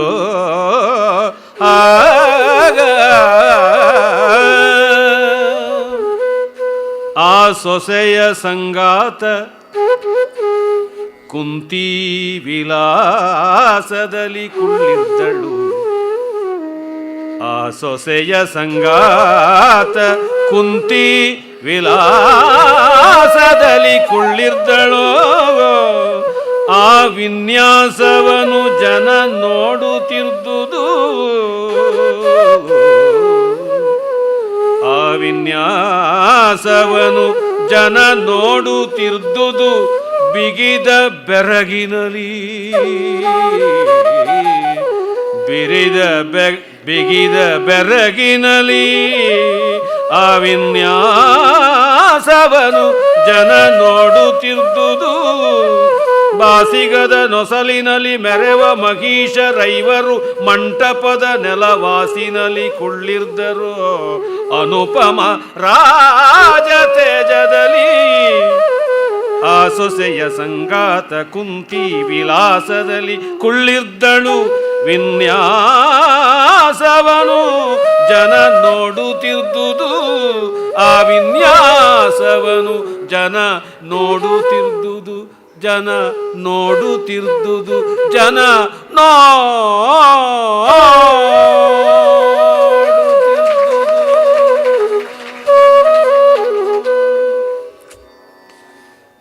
ಅಯ್ಯೋ ಪಾಪ ಕುಮಾರವ್ಯಾಸ ಬದುಕಿಲ್ವೇ ಈಗ. ಅವನು ಬದುಕಿದ್ರೆ ಎಷ್ಟು ಸಂತೋಷ ಪಡ್ತಾ ಇದ್ರು ಅಂತ ಎಷ್ಟೋ ಬಾರಿ ನನಗನ್ನಿಸಿದೆ. ತನ್ನ ಕಾವ್ಯವನ್ನು, ಕಾವ್ಯ ಸ್ವಾರಸ್ಯಗಳನ್ನು, ಅರ್ಥ ವೈಚಿತ್ರ್ಯಗಳನ್ನು ಅರ್ಥ ಮಾಡಿಕೊಂಡ, ಹೃದ್ಗತ ಮಾಡಿಕೊಂಡ ಸಹೃದಯ ವಾಚನ ಮಾಡೋದನ್ನು ಕೇಳುವುದು ಒಂದು ಸಂತೋಷ. ಅದು ಅಹಂಕಾರ ತೃಪ್ತಿಗೆ ಅಂತಲ್ಲ, ಒಂದು ಅಂತರಂಗದ ತೃಪ್ತಿ ಅದು. ಆ ದೃಷ್ಟಿಯಿಂದ ಎಷ್ಟು ಸುಂದರವಾದ ವಾಚನ. ಪಾಂಡವರು ಕ್ಷತ್ರಿಯರು ಅಂತ ಗೊತ್ತಾದ ತಕ್ಷಣ ಇವನಿಗೆ ಎಲ್ಲದ ನೆಮ್ಮದಿ ಆಗಿಬಿಡುತ್ತೆ. ನಮ್ಮ ಜಾತಿ ಪರವಾಗಿಲ್ಲ ಅಂತ. ಈಚೆಗೆಲ್ಲ ನಾವು ನೋಡ್ತಾ ಇರ್ತೀವಲ್ಲ, ಮಾನಹತ್ಯೆ ಅಂತ. ಜಾತಿಯ ಅಭಿಮಾನಕ್ಕಾಗಿ ನಮ್ಮ ಜಾತಿಯವಳನ್ನು ಬಿಟ್ಟು ಬೇರೆ ಜಾತಿಯವ್ರನ್ನ ಕಟ್ಟಿಕೊಂಡ್ರು ಅನ್ನೋದಕ್ಕಾಗಿ ಮಗಳನ್ನೋ ಅಳಿಯನ್ನೋ ಅಥವಾ ಮಗನನ್ನೋ ಸೊಸೆಯನ್ನೋ ಕೊಲ್ಲತಕ್ಕಂಥದ್ದು, ಬೀಗರನ್ನು ಕೊಲ್ಲತಕ್ಕಂಥದ್ದು ಇತ್ಯಾದಿಗಳೆಲ್ಲ ಇದೆ. ಹಾಗಲ್ಲದೇ ಇದ್ದರೂ ಅವರವ್ರಿಗೆ ಅವರವರ ಸಮುದಾಯದ ಬಗ್ಗೆ ಉಂಟು. ಕಮ್ಯುನಿಟಿ ಸೆಂಟ್ರಿಕ್ ಲೈಫ್ ಅಂತ ಇರುವಲ್ಲಿ ಇದು ಸಹಜ. ಸರಿ ಅಂತ ತಪ್ಪು ಅಂತ ಅಲ್ಲ, ಹೀಗಿರುತ್ತದೆ. ಕ್ಲಾಸ್ ಸೆಂಟ್ರಿಕ್ ಸೊಸೈಟಿನಲ್ಲೂ ಹಾಗೆ ಇರುತ್ತದೆ. ನಮ್ಮ ವರ್ಗದವರು ಇನ್ನೊಂದು ಶ್ರೀಮಂತಿಕೆಯ ವರ್ಗದವ್ರನ್ನ ಬಿಟ್ಟು ಬಡವರನ್ನ ಮದುವೆ ಆಗುವುದು ಹೇಗೆ? ಹೀಗೆ ಆ ಪ್ರತಿಲೋಮ ಅನುಲೋಮಗಳ ಬಗ್ಗೆಯೇ ಬೇಕಾದಷ್ಟು ಕೋಲಾಹಲ ಉಂಟು. ಒಟ್ಟಿನಲ್ಲಿ ವೈರವಾಗಲಿ ಮೈತ್ರಿಯಾಗಲಿ ಸಮಾನರ ಜೊತೆಗೆ ಆ ಸಾಮಾನಾಧಿಕರಣ್ಯ ಏನು, ಅದು ಬಹಳ ದೊಡ್ಡ ಪ್ರಶ್ನೆ. ಹೊಸಗೆಯಾಯಿತು ಮತ್ತೆ ಗುಡಿಯೆತ್ತಿಸಿತು ನಗರೆಯೊಳು ಅಧಿಕ ಹರ್ಷ ಪ್ರಸರದಲ್ಲಿ ರೋಮಾಳಿ ಪಲ್ಲವಿಸಿದುದು ನರಪತಿಯ ನೃಪವಿಸರ ಸಹಿತ ಕುಲಾಲ ಭವನದ ವಸುಮತೀ ವಲ್ಲಭರ ಕಂಡನು ಅಂತ ಕುಂಬಾರರ ಕೇರಿಗೆ ಹೋಗಿ ಕಲಶ ಕನ್ನಡಿ ಇಟ್ಟುಕೊಂಡು ಚೆನ್ನಾಗಿ ಅವ್ರನ್ನ ಸತ್ಕಾರ ಮಾಡಿಕೊಂಡು ಕರ್ಕೊಂಡು ಬರ್ತಾನೆ. ಹೇಳಿ ಬಿಜಂಗೈವುದು ಅಂತ ಹೇಳಿ ಊರಿಗೆಲ್ಲ ಅವನು ಸಾಧು, ಜವಾಜಿ, ಕತ್ತೂರಿ, ಯಕ್ಷಕರ್ದಮ ಅಂತಂದರೆ 5 ಬಗೆಯ ಸುಗಂಧ ದ್ರವ್ಯಗಳನ್ನು ಸೇರಿಸಿ ಬೆರೆಸಿರ್ತಕ್ಕಂಥ ಒಂದು ಅಮೋಘವಾದ ಪರಿಮಳ ದ್ರವ್ಯ. ಅದು ಒಂದು ರೀತಿ ಬೇರೆ ಬೇರೆ ಪರ್ಸೆಂಟೇಜಲ್ಲಿ ಪ್ರಪೋರ್ಷನಲ್ಲಿ ಮಾಡ್ತಕ್ಕಂಥ ಪರ್ಫ್ಯೂಮ್ ಕಾಕ್ಟೈಲ್ ಅಂತ ಬೇಕಾದ್ರೆ ಕರಿಬೋದು. ಯಕ್ಷಕರ್ದಮ ಅಂತ ಬಹಳ ಪ್ರಸಿದ್ಧವಾದಂಥದ್ದು, ನಿಘಂಟು ಕೋಶಾದಿಗಳಲ್ಲಿ ಉಂಟದು. ಪಾಂಡವರು ಸಜ್ಜಾಗ್ತಾರೆ. ಆದರೆ ಅವನಿಗೆ ಗೊತ್ತಿಲ್ಲ ಇನ್ನು ಅರ್ಜುನನಿಗೆ ಮದುವೆ ಆಗೋದು ಅಂತ. ಏನೋ ಅಣ್ಣ ತಮ್ಮಂದ್ರೆಲ್ಲ ಸಮಾನವಾಗಿ ಅಲಂಕಾರ ಮಾಡ್ಕೊಂಡಿದ್ದಾರೆ ಅಂತ ಅಂದುಕೊಂಡಿದ್ದಾನೆ ಪಾಪ. ಆಮೇಲೆ ಹಸೆಮಣೆ ಮೇಲೆ 5 ಕೂತ್ಕೊಂಡಾಗ ಚಿಂತೆ ಆಗಿಬಿಡುತ್ತೆ. ಕುಮಾರವ್ಯಾಸ ಬಹಳ ಡ್ರಮ್ಯಾಟಿಕ್ಕಾಗಿ ತಮ್ಮ ಸಿನಿಮಾಗಳಿಗೆಲ್ಲರಿಗೂ ಮಾದರಿಯಾಗುವಂತೆ ಮಾಡಿದ್ದಾನೆ. ಬಾಸಿಗದ ನೊಸಲಿನಲ್ಲಿ ಹೂವಿನ ಸರವನ್ನು ಕಟ್ಟಿಕೊಂಡಿದ್ದಾರೆ. ಮೆರವ ಮಹಿಷರೈವರು ಮಂಟಪದ ನೆಲವಾಸಿನಲ್ಲಿ ಕುಳ್ಳಿರ್ದರು. ಸಾಲ ಕೂತಿದ್ದಾರೆ. ಏನೋ ಕನ್ಯಾದಾನದ ಕಾಲಕ್ಕೆ ಒಬ್ಬ ಬರ್ತಾನೆ ಮಧ್ಯದಿಂದ ಮಧ್ಯಮಣಿಯ ಹಾಗೆ ಪಾಂಡವ ಮಧ್ಯಮ ಬರ್ತಾನೆ ಅಂತ ಅಂದುಕೊಂಡ್ರೆ 5 ಬಂದುಬಿಡ್ತಾರಲ್ಲ. ಅನುಪಮ ರಾಜ ತೇಜದಲ್ಲಿ ಆ ಸೊಸೆಯ ಸಂಗಾತ, ಇತ್ತ ಕಡೆ ಸೊಸೆಯ ಪಕ್ಕದಲ್ಲಿ ಕುಂತಿ ಚೆನ್ನಾಗಿ ಕೂತಿದ್ದಾಳೆ. ಮತ್ತು ಗಮನಿಸಬೇಕಾದ್ದೇನೆಂದರೆ, ಇವರು ಮುತ್ತೈದೇನ, ಇವರು ಸುಮಂಗಲಿಯ, ಇವರು ವಿಧವೆಯ, ಈ ಲೆಕ್ಕಾಚಾರಗಳೆಲ್ಲ ನಮ್ಮ ಧರ್ಮಶಾಸ್ತ್ರದಲ್ಲಿಲ್ಲ, ಪ್ರಾಚೀನ ಪರಂಪರೆಯಲ್ಲೂ ಇಲ್ಲ. ಈಚೆಗವೆಲ್ಲ ಮಾಡಿಕೊಂಡ ಅವಿವೇಕಗಳು, ಅನಿಷ್ಟಗಳು. ಆ ಕಾರಣದಿಂದ ಈ ವ್ಯತ್ಯಾಸಗಳೇ ಪರಮ ನೀಚವಾದದ್ದು, ಅಯೋಗ್ಯವಾದದ್ದು. ಯಾವ ಶಾಸ್ತ್ರಾಧಾರವೂ ಇಲ್ಲ. ಇದ್ದರೆ ಅದು ಶಾಸ್ತ್ರವೂ ಅಲ್ಲ ಅಷ್ಟೇ. ಇಲ್ಲ, ನಾನು ಸ್ಪಷ್ಟವಾಗಿ ಹೇಳ್ತೀನಿ. 40 ಸ್ಮೃತಿಗಳನ್ನು ಓದಿದ್ದೀನಿ, ಉಪಲಬ್ಧವಾಗಿರ್ತಕ್ಕಂಥ ಧರ್ಮಸೂತ್ರಗಳನ್ನು, ಗೃಹಸೂತ್ರಗಳನ್ನು ಎಲ್ಲ ಓದಿದ್ದೀನಿ. ಯಾರಾದರೂ ವಾದ ಮಾಡೋಕ್ಕೆ ಬಂದರೆ ಖಂಡಿತವಾಗಿ ಅವರ ಜೊತೆಗೆ ವಾದ ಮಾಡಿ ಅವ್ರನ್ನ ಬಡಿದು ಬಾಯಿಗೆ ಹಾಕ್ಬಿಡ್ತೀನಿ. ಈಗಲೇ ಹೇಳ್ತೀನಿ ಕೂಡ. ಯಾಕಿದನ್ನು ಹೇಳ್ತೀನಿ? ಗರ್ವದಿಂದ ಅಂತಲ್ಲ, ಈ ವಿಷಯದಲ್ಲಿ ತುಂಬ ಹೆಣ್ಣಿಗೆ ಹೆಣ್ಣೇ ಶತ್ರು ಅಂತ ಮಾಡ್ತಾರೆ. ತುಂಬ ಕಂದಾಚಾರಗಳಿವೆ, ಇವೆಲ್ಲ ಅನಿಷ್ಟ. ಇದೆಲ್ಲ ಸನಾತನ ಧರ್ಮದ ನಾಶಕ್ಕಾಗಿ ಈ ಥರದ್ದೆಲ್ಲ ವ್ಯವಹಾರಗಳನ್ನು ಮಾಡಿಕೊಂಡು ಬಂದಿದ್ದಾರೆ ಈಚಿನ ಕಾಲದಲ್ಲಿ. ಅವುಗಳಿಗೆ ಯಾವ ಆಧಾರವೂ ಇಲ್ಲ. ಅದನ್ನು ಲಕ್ಷಣವಾಗಿ ದೂರ ಇಡಬೇಕಾದದ್ದಷ್ಟೇ. ಆಮೇಲೆ ಅವರು ಬಂದು ಕೂತ ಬಗೆಯನ್ನು ಜನ ನೋಡಿ ಸಂತೋಷ ಪಡ್ತಾ ಇದ್ದಾರೆ. ಈಗ ನೋಡಿ, ಅವರ 5 ವರರು ಅಂತ ಗೊತ್ತಾದಾಗ ಪಾಪ ಹವ್ವಳಿಸಿದ ದೃಪದನ ಗತಿ.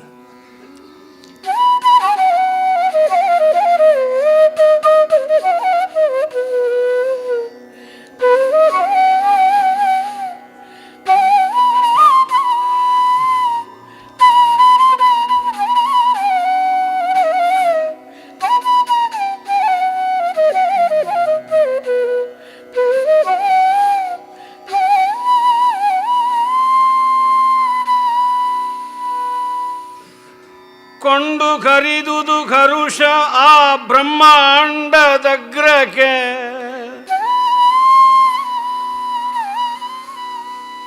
ಕೊಂಡು ಕರಿದುದು ಕರುಷ ಆ ಬ್ರಹ್ಮಾಂಡದಗ್ರಕ್ಕೆ, ಮಗಳಿಗೈವರು ಗಂಡರೆನೆ ಮಗೊಳ್ದುದು ಆತನ ಮನ ರಸಾತಳಗೆ.